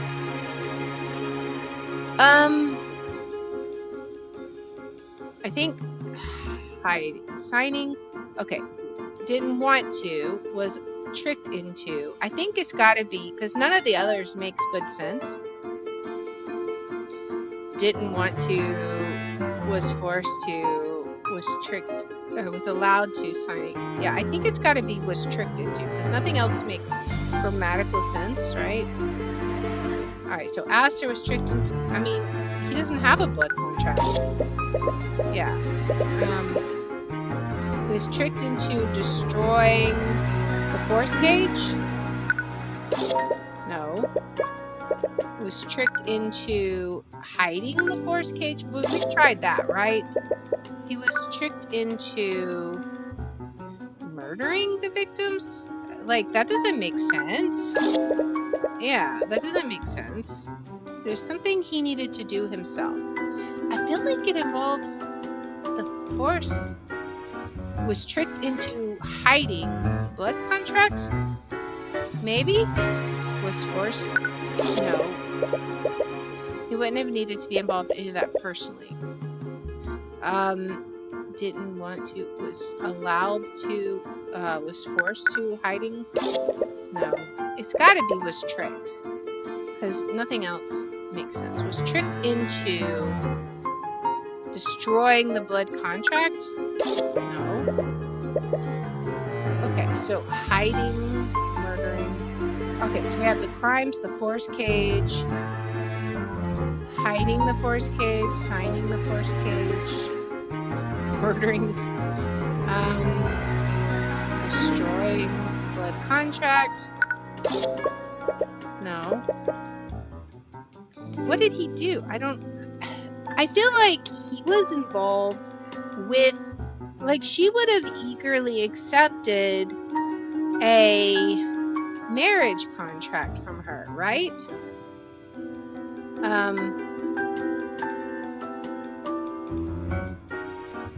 Arya was tricked into...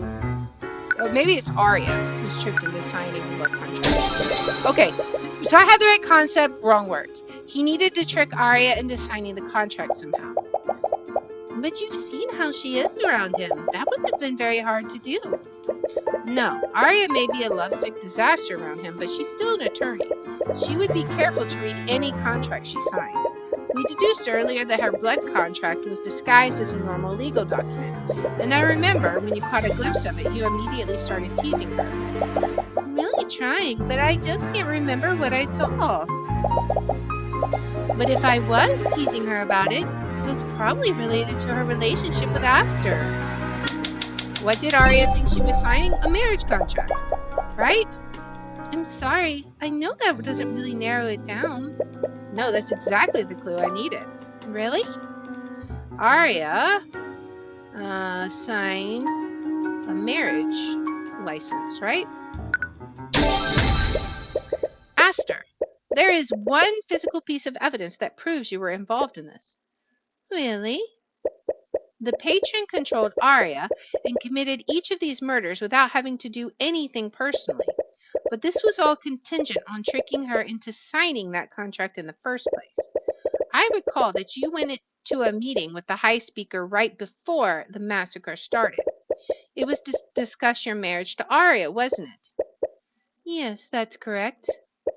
Aster, the blood contract that Arya signed needed to look like a normal legal document. But I just realized something while reading it. The language used would have made sense under a different context. In that contract, Arya gave you her mind, body, and soul. It would bind her to you so long as you both live. Wait, are you saying? No. In other words, till death do you part. Objection! That's a big leap in logic even for you. Whoever tricked my daughter would surely have destroyed the evidence by now. That demon went out of her way to destroy her memories of signing it.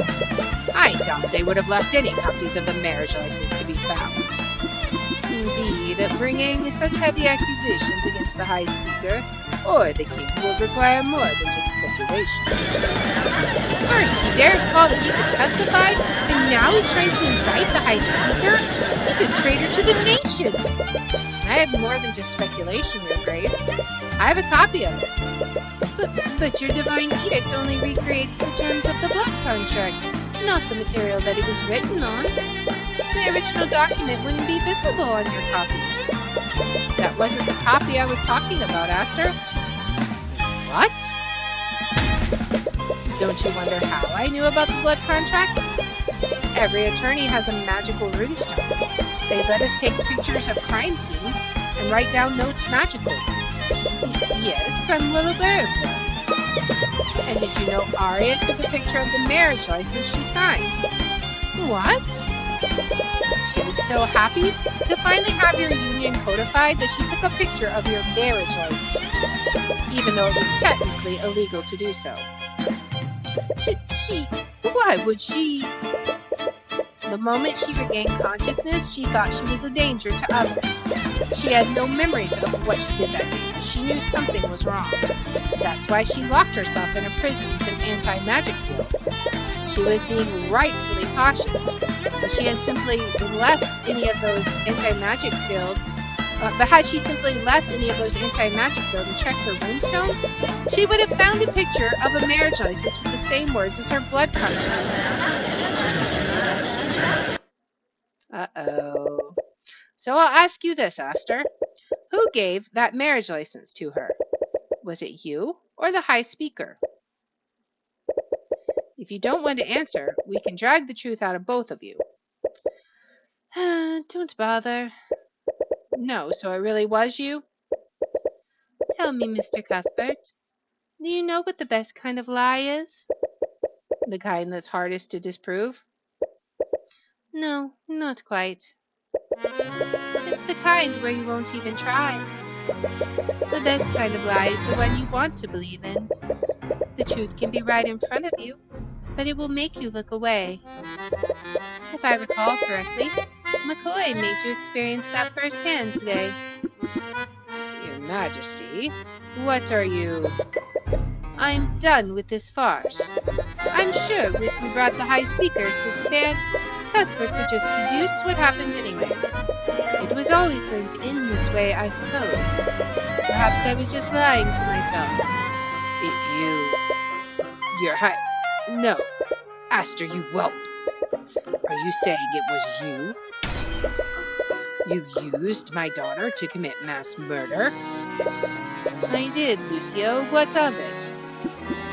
How could you? And what right do you have to judge my actions, oh great-scaled lord? I was only cleaning up the mess you created.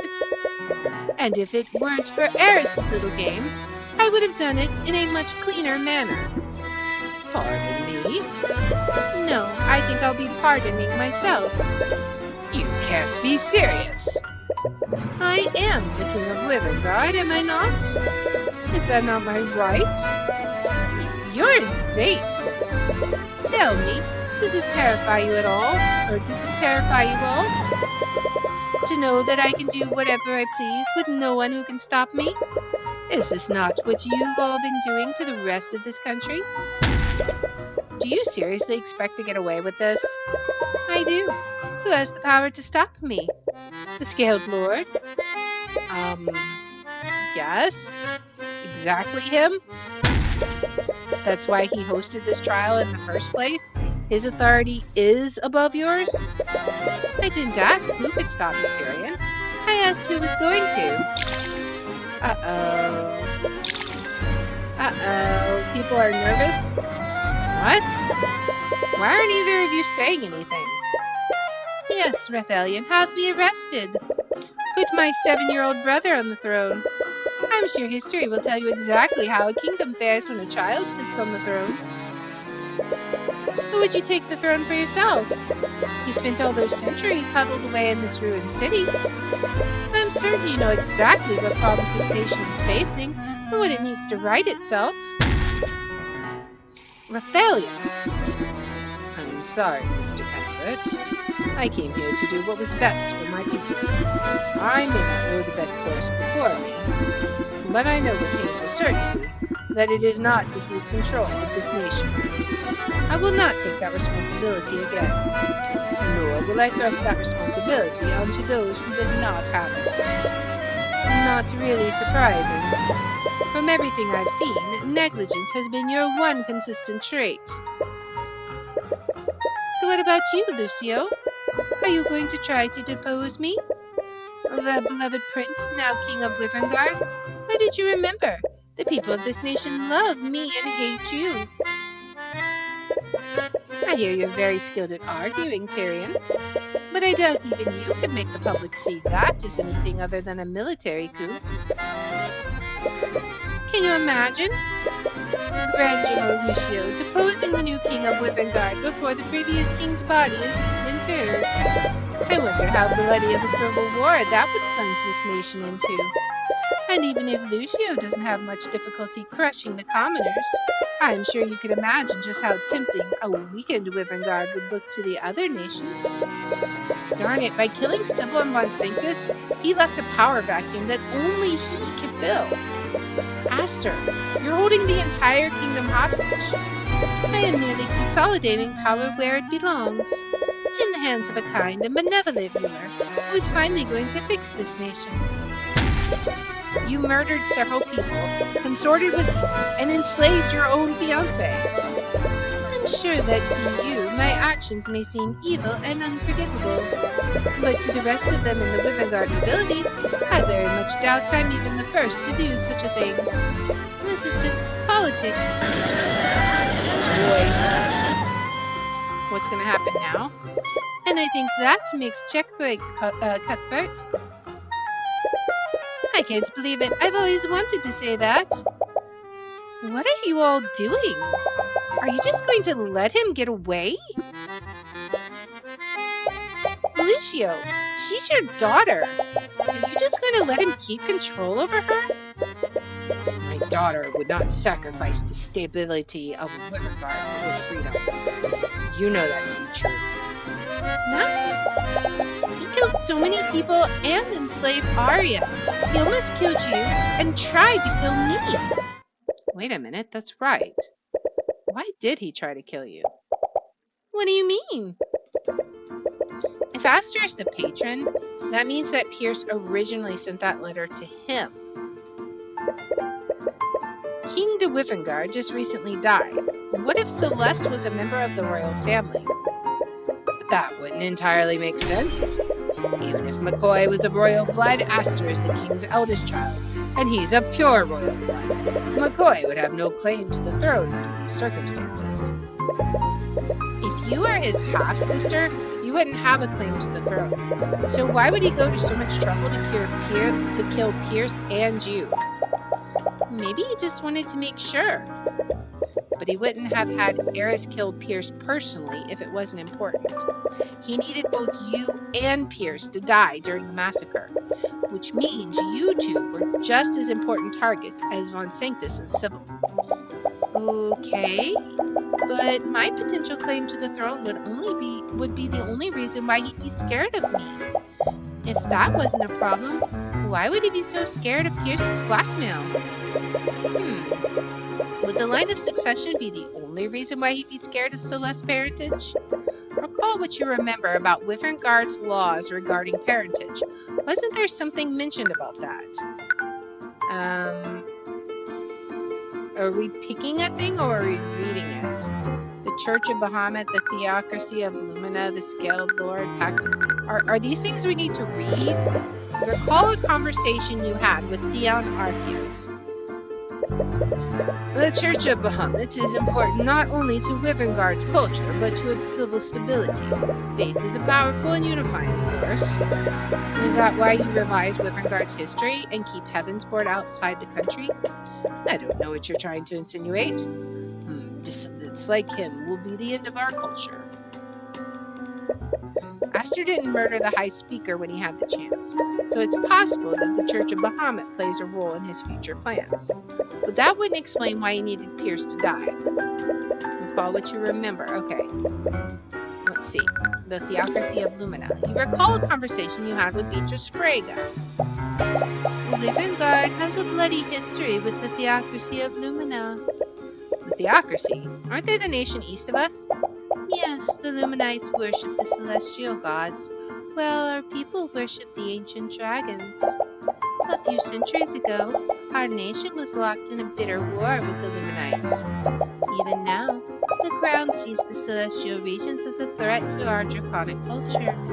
The Church has done its best to wipe out any religions that worship the celestials. If Aster's actions had anything to do with the Theocracy, he would have targeted you, not Celeste. And that also would explain why he needed Pierce to die. Recall what you remember. Okay, let's see. What about the Scaled Lord? You recall a conversation you had with Eris Ilmater. Despite everything, our kingdom's constitution still includes the Scaled Lord in our government. Wait, really? As the savior of our kingdom, he and his kin were given an honorary position in our political hierarchy. The ancient dragon's authority technically rivals that of the king. Wow, I had no idea. How have I never heard of this before? To be honest, that law is just a way to revere him and appease the church. Wait, the Scaled Lord and his kin can override the king's rule? Wait, Celeste's father?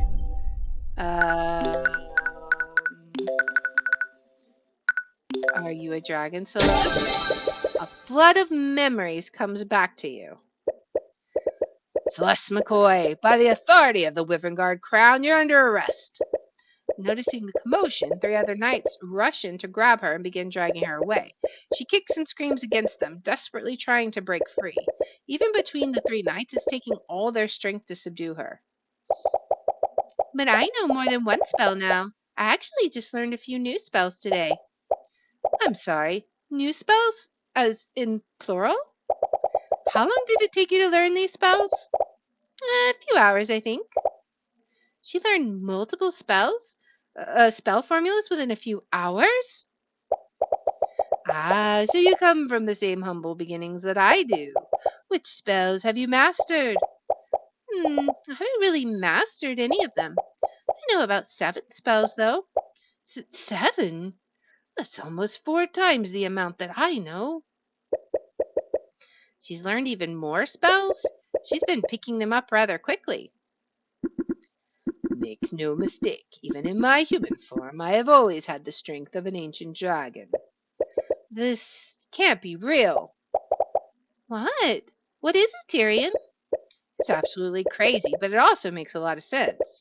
Her ridiculous strength, her natural talent for learning magic, she inherited all of it from him. Are you okay? You got really pale all of a sudden. Once you reveal this, there's no going back for her. Do you even have any right to do this to her? No. Arya's freedom rides on this, and as much as it pains you, this is the only way to save her and Wyverngard. I'm sorry, Celeste. What? Why are you apologizing? What I'm about to do will change your entire life. Possibly in a way you don't want it to. It will place an unimaginable responsibility on your shoulders, but it's the only way to save Arya and stop him. So I'm sorry. Please forgive me for doing this. Do you think one little life-changing event could ever change how I feel about you? Are you sure? I owe you and Arya for what I did. But this is... We need to do this to save Arya, right? It's partly my fault she's in this situation.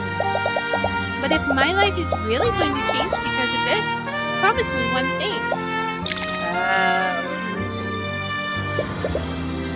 What is it?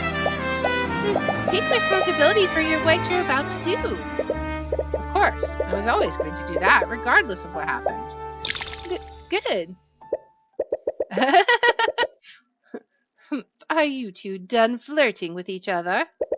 If you have nothing else to say, stop wasting all of our time. Aster, I know who Celeste's father is.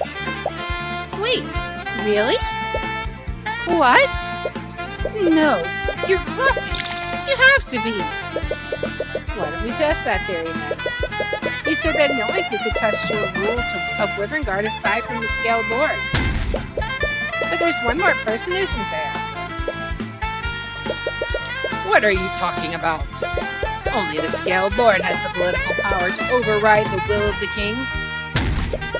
And his kin, Lucio. Yes, I suppose that... Oh, he's catching on. Aster to Wyverngard, you needed Celeste to die during the massacre. It's because her existence would always pose a threat to your rule. Are you serious? People of the Wyverngard nobility, your current king was fearful of my bodyguard's parentage, and now we know why. Celeste McCoy is the daughter of the Scaled Lord Bethalion, ancient dragon and creator of all arcane magic.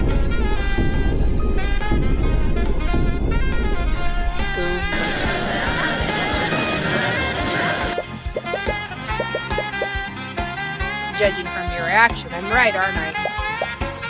I'm half dragon? Well, I'm apparently part angel, so you're in good company. So that demon was speaking the truth. Aster de Wyverngard. As the Scaled Lord's kin, Celeste has the authority to pass judgment on you and override your rule. And when you're gone, she will take your place as the ruler of Wyverngard. Miss McCoy, think about this. Can you even begin to grasp what it takes to lead a nation? Much less this broken one? You'll find this crown no less binding than any blood contract. Just tell me one thing, Aster. Why did you do this to Arya? She trusted you. She loved you. You could have changed Wyverngard together with her. And you could have done it all without having to do any of this. Is that what you really think? I suppose you would. You probably also think Tyrion is the first person to try to change this nation while still working within its laws. There's nothing wrong with having ideals and working within the law. My father was like that too. He was a man of ideals, once. But I watched for my whole life as he was forced to compromise on everything he believed in, one ideal after another. It was to keep the peace. We must maintain the stability between the noble houses to uphold law and order. Do you know who paid the price every time? Not him, not me, not any of the nobles gathered here. No, the people who paid the price were the common folk. The kind of people you too are always trying to save. I would have honestly thought you'd understand by now. A gulf exists between what is just and what is lawful in this kingdom. I'd have thought that you too, out of everyone, could have understood why I did this. We know it's not fair. We're capable of changing it, and you have the power to do just that. I am changing it. You worked so hard to find the truth behind Von Sanctus and Sybil's murders. But here's a little bit of truth that's evident to everyone in this room, except you two. Half of the people present here today are glad that they're gone. The other half want to be the ones to replace them. The blood I shed in a single hour did more good for this kingdom than you two would have done in years. So that's how you plan on fixing the country's problem? By working with demons and killing your way to a brighter future? If I have to, why not? Every day across this nation, commoners are killed and oppressed at the hands of the very nobles gathered here. They bleed this country dry and feed on its people like carrion. I am merely returning a much-needed sense of equality. Do you really think any of you are in a position to judge me? All of you who came running at the news of my father's death? All so you could be the first to fill my ears with your sycophantic praises. Do you know what the difference between the Empress of Discord and all of you is? The demon was just a bit more honest. Arya wanted to change that. She would have helped you. Arya is too stupid and too naive to do anything. She loved you. How could you? She loved her idea of me. She loved a weak and ineffectual prince who would have borne watching his kingdom watch with a smile. She loved your kindness, Aster. This is kindness. The blood I will spill will be the greatest kindness this kingdom has ever known. Once I am done, Livengard will be better and stronger for it. Aster, Coy, I don't care what you are. The Scale Lord's daughter, the rightful heir. None of that matters to me. I will save my kingdom and its people. I will carve the rot out of its heart, piece by bloody piece. Nothing will stand in my way. I am Aster de Wivengard, King of Wivengard, and consort to the Lord of the Six. I am nothing but a dead man. Volnus. Oh boy. Lucio. Oh man. Oh man. What? No. Lucio, what have you done? The blood contract, Cuthbert. What? My daughter's blood contract. Does it still exist? Check your satchel. Sure enough, Arya's blood contract has completely disintegrated. Its conditions have been fulfilled, haven't they? Because they no longer both live. Excellent. Lucio, this is not what we discussed. My daughter would never be free as long as that wretch lived. McCoy agreed to take his place. This was always how it was going to end. Lucio, you can't seriously expect to... Save your breath, Cuthbert. I already know. Kingsguard, what are you standing around for?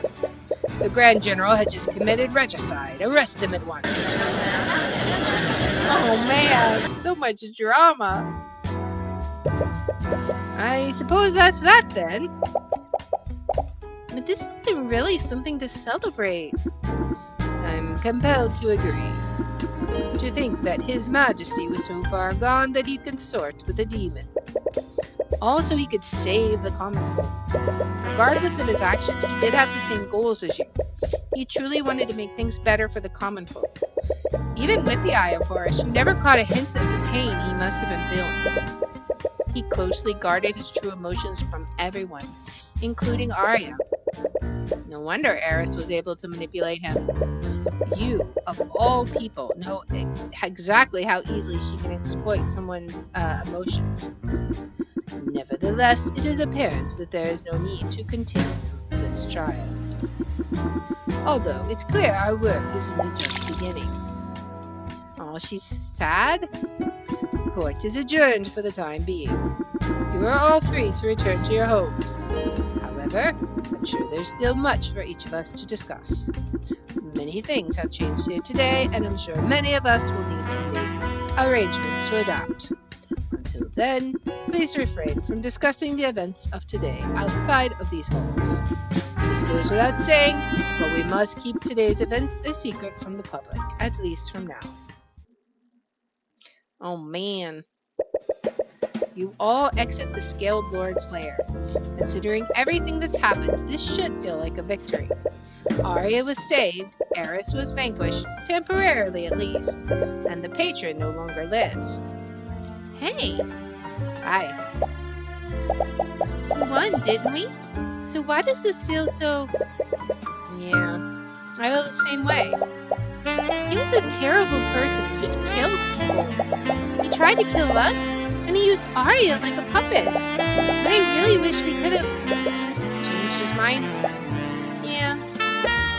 Sometimes people are beyond saving, and I think he made up his mind a long time ago. He knew what he was doing to Arya, and I can't think of any other way we could have truly freed her. I know. I hope she's... Hello. I'm glad I found you before you left. Freeze up when you look at her. More specifically, you're a little disturbed by what the Eye of Horus is showing you. Oh, Arya! I'm so sorry, Why are you apologizing? What? If it's about your testimony, I'm afraid I will need to charge you with perjury. Right. Wait, seriously? Come on, I'm basically your boss now. No one is above the law. That was made apparent when... She suddenly stops talking before she mentions his name. She doesn't trail off. Her voice doesn't even break. She simply stops, as if she were a machine that ceased functioning. Arya? Anyways, I'm sure it's nothing to worry about. You do have a talented defense counsel after all. Right? You really want to say something back, but you're too off-put to say anything. Anyways, I wanted to thank you for the work you've done, Mr. Cuthbert. I truly mean it when I say you have my gratitude. Yeah, of course. Anyways, I have much work to get done now that the Grand General is in custody. I'll be taking my leave. Yeah. What was that all about? Why didn't you say anything to her? I didn't see anything through the eye. She must be subconsciously guarding her emotions. I guess I don't really blame her. No, Celeste. I didn't see anything. What? I looked at her with the eye. She wasn't holding anything back. And even with that, I saw nothing. There was no anger, no sadness, no fear, no joy. I used the eye to see the emotion of a countless amount of people, but I've never seen that before. It was like I was looking at a machine. Oh, man. But you're right. I should have said something. I'm going to... As you're about to chase after her, Celeste stops you. Do you mind if I talk to her? What? Are you sure? Yeah. We actually hang out a lot outside of the trials. I think she might respond better to me. You remember the comforting feeling of her hand in yours. Alright, I suppose I'll let you handle it. Once again, you remember the comforting feel of her hand in yours. Just, keep it verbal. What? Never mind. I don't know what I'm saying. Just go. Alright, weirdo. It looks like you've gotten the acquittal of yet another client. But it didn't tie up quite so neatly as you hoped. What do you mean she's gone? She was just here. I'm sorry, Your Grace. I may not know what the future has in store for the two of you, but perhaps it's okay. You have a feeling that as long as you have her, no, as long as you have everyone, you can begin forging your own path, a path that is completely chosen by you this time. Oh man, what now?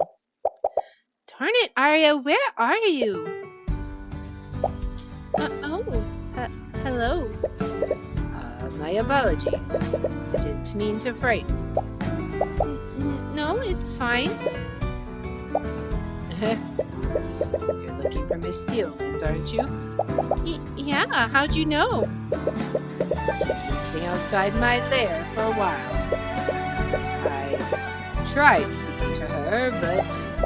Yeah, I get it. I'm gonna try talking to her. Of course. It's alien.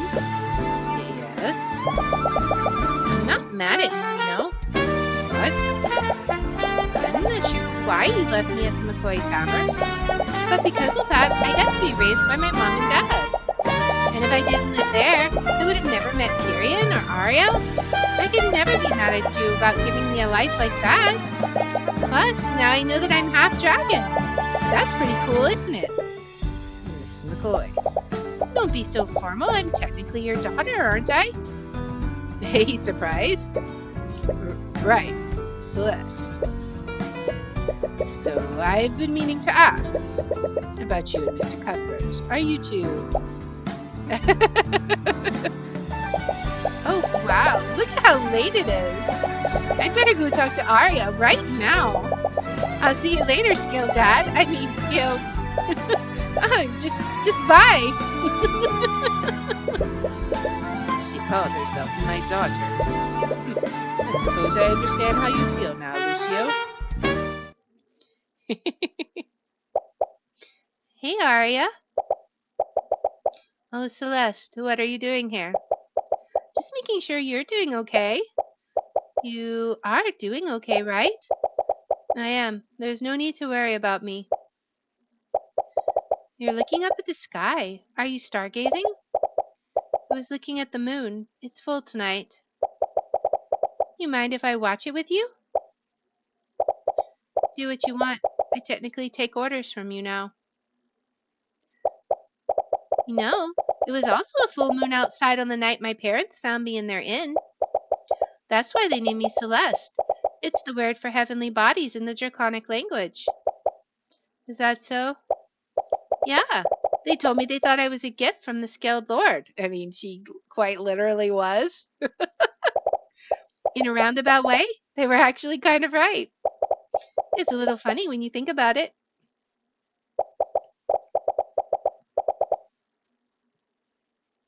By the way, I never got to thank you for sticking up for me before. What? Remember? You jumped onto the stand when Tyrion manifested my blood contract. Not that I blame him, but I don't think even he believed in me at that point. If you'd never done that, who knows how this could have ended up. I really appreciated you doing that. You're a really good person, Arya.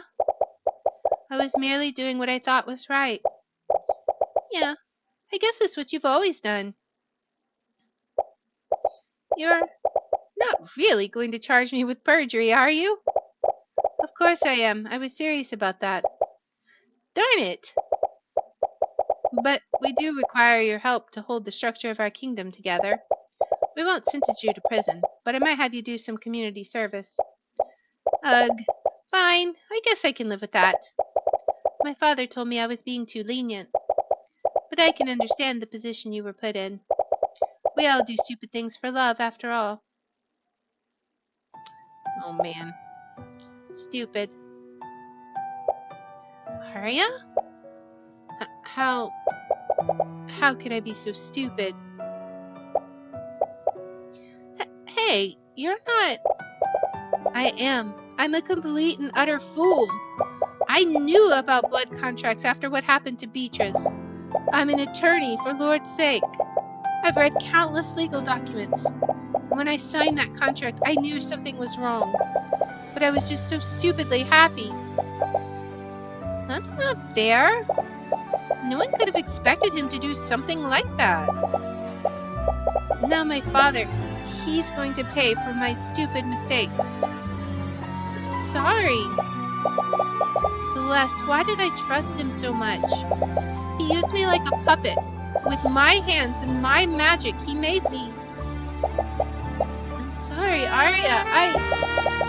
What he did to you was horrible, and I don't know how to make it better. But you're not alone, okay? It's not just me. Tyrion, your father, we're all here for you. So please don't shut off your emotions from us. Thank you. Aww. Celeste, I think I've made a decision. What's that? I'm going to drop the charges of perjury against you. Wait, are we still on that? Oh boy. Mr. Cuthbert, I've spoken with my associates in the press. The story we created should be printed as we speak. I don't like this. We're lying to the people of Wyverngard about what really happened. Not to mention, this story paints me like I'm some kind of god. I understand your reservations, but Aster was right about how the common folk felt about it. If we told the people what actually happened, they would never believe it. They'd think his death was some part of some sort of political conspiracy. And even with this cover story, we can't be certain they still won't suspect that. Arya? Shouldn't we be resting? Nonsense. I'm not going to sit around feeling sorry for myself while everyone else fixes my mistakes. She may be hiding her pain behind a smile, but she's not shutting down her emotions like before, so I'm glad she's getting back to normal. She's healing. Was Celeste able to get through to her? As much as it pains me, we should strive to carry forth the virtues that Aster represented to the common folk. Wyverngard will gain more from those false virtues than from the person he truly was. The stability of our nation must be maintained if we're to move forward. And if we must use the people's piety against them, then so be it. Arya, and as the newly appointed head of House Steelwind, I will also do my part to support your rule. As will the Scaled Lord. Celeste smiles in gratitude to their words, but she shyly looks at you expectantly. Do you even have to ask? I made a promise to you, didn't I? Hee hee hee. And it's not just us. I'll do my best to make sure that the rest of Wyverngard support you too. Oh yeah, since you two patched things up, we could also ask for Ruby's help. Right. I forgot that I was supposed to meet with her this morning. I'll need to apologize to her about that. Wait, have you still not told her about what happened yet? We had more important things to worry about. I'm sure she'll understand. Tyrion, the last time you saw her, you manifested a blood contract without explaining anything. Then you vaguely said something about helping Arya. Don't worry, I'll explain everything to her once things quiet down. Tyrion, that story we fabricated is being printed right now. Everyone in Wyverngard is going to read about it in the paper, including her. Oh. Whoops! What's all this noise about? What? You been living under a rock, lady? Read the morning paper. The Scaled Lord has returned. What? Demonic attack claims lives of prominent figures. Chaos broke out yesterday during the private wedding between Arya Steelwind and Crown Prince asked her to Wyverngard.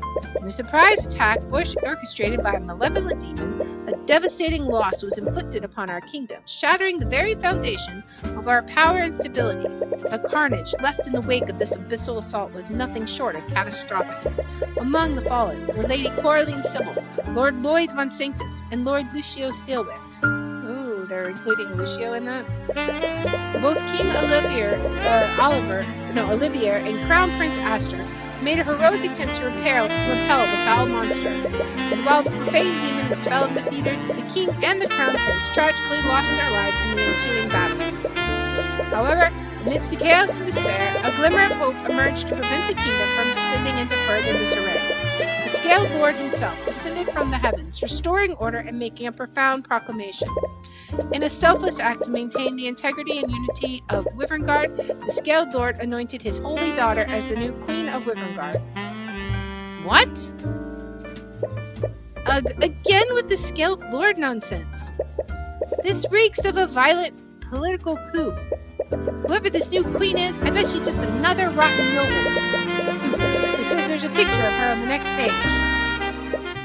page. She's surprised? Wait, what the...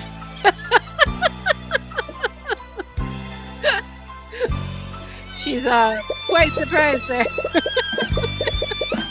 After hearing...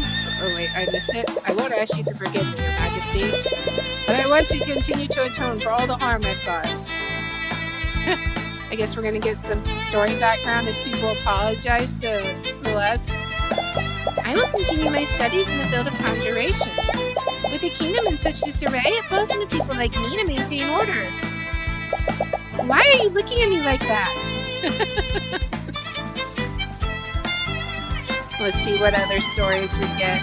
If I could remember all the voices. We'd never be able to do this if it weren't for your investment in our cafe. I feel partially responsible for what happened at the Imperial Academy. I'd like to make amends however I can. Don't worry about that. Business has been booming ever since we set up shop in Rathholm. But more customers just means more work for me. Poor guy. Alright, what are we gonna have next? This is a really fun game. I love it. I've been developing my necromancy ever since I began working under Lord Asclepius. I think I've grown quite good at it. Don't get ahead of yourself. You've grown quite competent at it. That was a joke. You're probably the best necromancer I know. Aside from me, of course. Oh man. All the loose ends are being tied up. I have to read fast because it automatically progresses. I'm sorry, but I still can't remember anything. But from what I've read in my record, perhaps it's a good thing. Even if your memories are gone, your crimes can't be changed. You still have to serve your sentence, but I do hope you can live out the rest of your life in peace. She's gotta go through all the people that were under the influence of the purple mark and talk to them. What you looking at, punk? Wait. Oh no, it's you! That crazy chick is with you, isn't she? Why are you looking behind me, man? Did you just call me crazy? Oh lord, run for it, Gavin! Oh man. You gotta love Celeste's joking face. Good to see you, Mr. Cuthbert. From what I hear, you've certainly moved up in the world. Yeah, a lot has happened. I don't even know where to begin. I'm glad to see the refinery is doing well. Well, I suppose I have you to thank for that. You're quite the... what did Her Majesty call you? An angel investor? Yes, that's it. I'm actually here on behalf of Her Majesty. We both had an idea for a business venture, and we think it would set a good precedent if we employed a company with your business practices. Oh, I think I like the sound of that. Well, starting up with the common folk as soon as possible, that's good. Are we gonna get to talk to, I still have much to learn about leading a noble house, but I hope I can bring House Frigg and Wyverngard to a brighter future. I think it's about time we ended the constant feuding between the Steelwinds and the Friggas. I'd like for us to work together. I may not know much, but that certainly sounds like a step in the right direction. Tracker will do best to help Queen. I appreciate the gesture, but I don't think... Buy me gold, right? Tracker can dig for gold. Oh, Tracker, you're gonna help out too? Go dig up all that gold. What a cutie. And that makes checkmate, Cuthbert. What? Did you just lose? No, I demand a rematch. Learn to lose with dignity, for Lord's sake. I'm glad we let him keep those armbands. He just lost chest to a monkey. You lost to Eugene, my friend. To think the skilled lord would sacrifice his daughter for the good of our kingdom. Theon, I want this job. Such humility, such self-sacrifice. I'm literally a queen. Who wouldn't want this mantle? Actually, this job is kind of annoying. Sorry. Nah, as long as I have you with me, I'm happy. Well, I need to check next time Celeste talks and see if it still says bodyguard as her occupation, or if they changed it to Queen of Wyverguard. If they do another cutscene, I'm curious. May have everyone else fooled, but I know how this story goes. A mage is still a mage, and a noble is still a noble. Come on, don't be like that. Hey, if you want to prove me wrong, by all means. I ain't holding my breath. I suppose you have every reason not to trust those in power. But we are going to fix this kingdom, and we're going to do it within the confines of the law. And it still said bodyguard, so they didn't change it to queen. That's okay. Everyone knows she's queen now. Man, there's so much fallout from this. Uh-oh. I really wish he would talk to us. He needs to process everything that happened. And I don't think he'll be very receptive to us. At least, not right now. We should probably hire a therapist. Yeah, poor kid's probably super messed up. Maybe there's a coup in the future. This is a really awesome game. Alright, here we go. Are you okay? Yes, I really appreciate you coming here with me. His actions were absolutely deplorable. I was hoping coming in here would give me closure, but with Von Sanctus and Sybil gone, we have had much easier time repairing our kingdom. I feel uneasy about all this. No, I also see what you mean. He may have had good intentions, but he refused to let anyone work with him. Even with Eris, they were just using each other. I do think he really wanted to change Wyverguard, but he would only do it on his own terms. Even if he did end up achieving his goals, the legacy he'd leave behind would be one of blood. Not lasting peace or justice could have all that at its foundation. Not surprisingly mature for you. Hey, I'm always mature. Goodbye, Aster. Oh.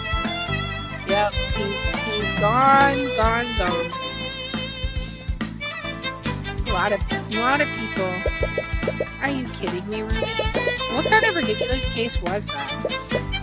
Weren't you the one called a monkey to stand during Beatrice's trial? Yeah, I suppose you have a point. Anyways, the truth is often stranger than fiction. You should know that better than anyone. Oh my, I just realized. Is this what I've been doing to Arya? Hey, you're the one that wanted to be lead prosecutor. I'm only filling in for her until we can find a qualified replacement. Well, if you ever get bored of life as a royal, there's always a spot open at my office.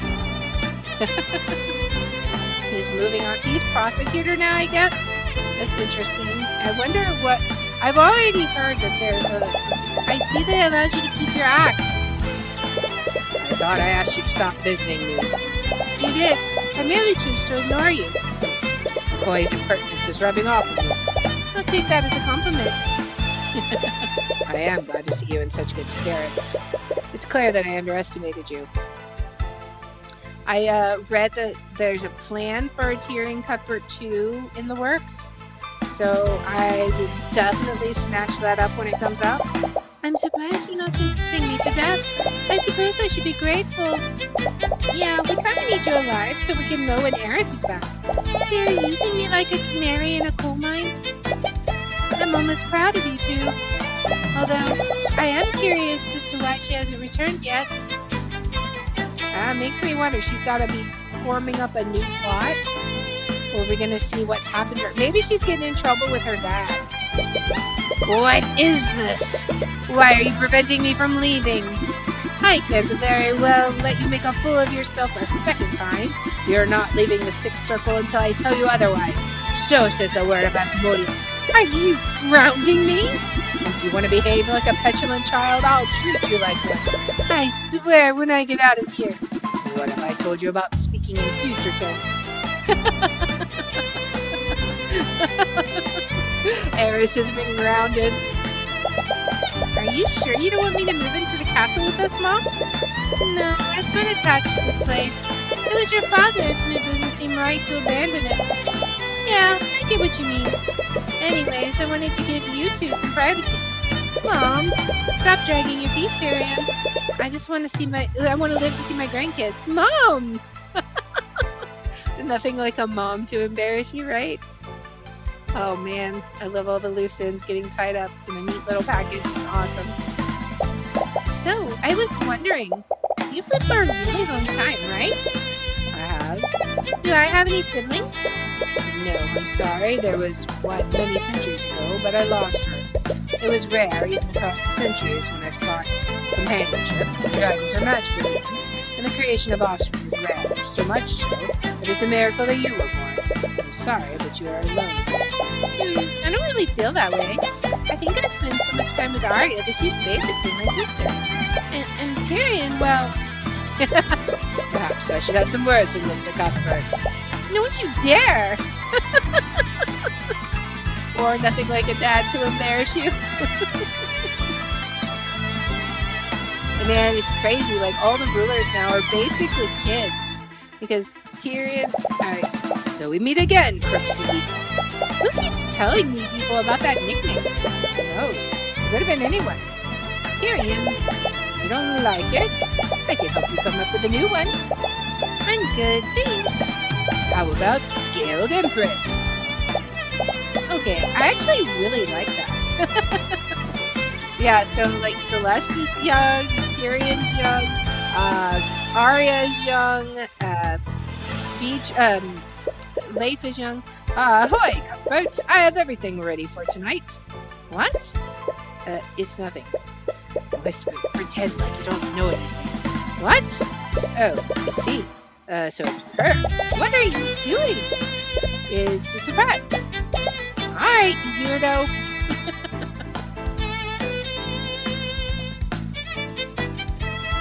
What's gonna be next? What's the surprise gonna be? I'm curious. Hey, why did you bring me out here? You're not usually this secretive. Come on, it's a surprise. Wait, is that a boat? Are you going to be okay? I thought you were really prone to motion sickness. Don't worry, I've done this plenty of times before. Alright, if you say so. Tyrion, it's really dark. Are you sure this is safe? Yeah, there'll be plenty of light soon. Soon? In about 3, 2, 1. Wow. Right on schedule. You knew this would happen? During certain times of the year, the ley lines around Arnex become extremely potent. A lot of the businesses here take advantage of this to charge the arcane power cells in their home. And those effects are amplified when they do it simultaneously. This is what happens when they synchronize with each other. It lights up the entire city. You're such a nerd. But it's beautiful, right? Yeah, it is. My mom used to bring me out here before everything happened. You're the only other person I've ever shown this to. I really miss being able to spend time with you like this. Yeah, me too. It was so much simpler when you were just an attorney, and I was your bodyguard. And now I'm the Skeletor's daughter, and you're the lead prosecutor. We barely get to see each other. But at least we're together now. And you have something to remember whenever we're apart. Yeah, this is so sweet. I love him so much. What? Your thoughts are leaking, Celeste. What do you... She's shocked. It's been so long I forgot to... Is something wrong?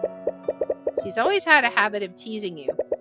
So you can't help but enjoy putting her on the other end for once. I didn't really mean... Wait, hey, no, I did mean, but... He's having too much fun taunting her. I know this is a really rude thing to say, but I kind of hate the Eye of Horus sometimes. I love you too, Celeste.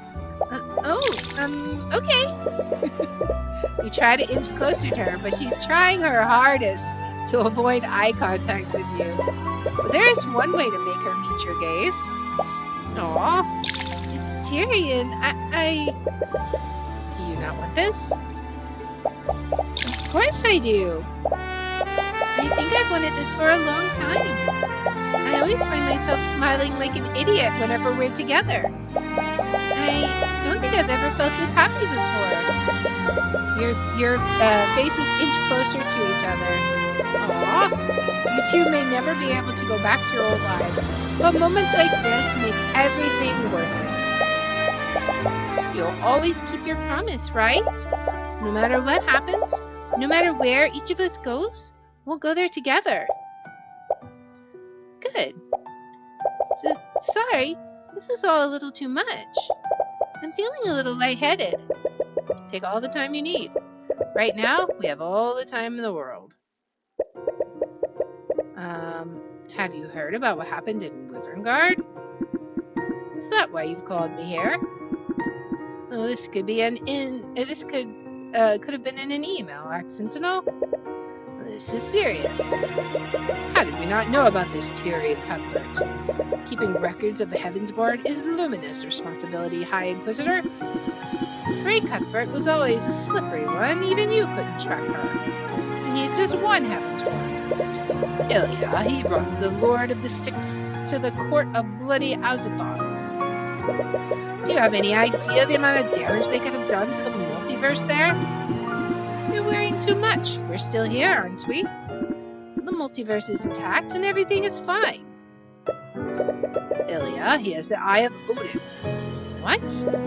I checked the data my drones collected. These readings, they're exactly the same as the ones we gathered during our experiment with Frey. He awakened his power, albeit briefly.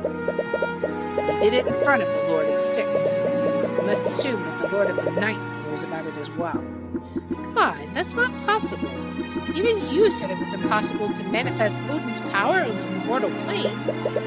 The Lord of the Ninth has begun moving his forces. He knows, Ilya. You know better than anyone else. Nothing is impossible when the House of Horus is involved. All right, you win. Look into this. Exercise discretion. If they ever find out about what we did with Frey. I know, it could mean war with Wyverngard. Ilya, it could mean war with the entire Outer Plains. Oh man! I am so excited to see how this story continues. And it's not even out yet, so I have to wait for who knows how long. I hope this game comes out soon. It's gonna be awesome. It sounds awesome. Man, this has been an epic experience. I really loved these stories. It's an amazing storyline. I love how they wrapped up all of the loose ends, and I think it's hilarious that Eris is grounded. You deserve it. I almost don't even have words for it. It was amazing. I hope that you guys enjoyed this story too. If you haven't watched it, make sure to check out the full playlist. Watch the whole story from the beginning, because even though it's 5 individual cases, like, they all tie together. And we even pulled in information from earlier cases, to use in later cases. So it's just one overarching storyline. It was amazing, guys, and I hope that you enjoyed this. If you like this kind of content, please make sure to like, subscribe, follow, share, all that good stuff. If you want to watch live, you can watch on twitch.tv/Lear27. I have my schedule posted in the about and in the description. And if you want to see which games I am playing each day, I post them on twitter.com/Lear27. I hope you'll join me in the next one. Until then, guys, I'll see you later.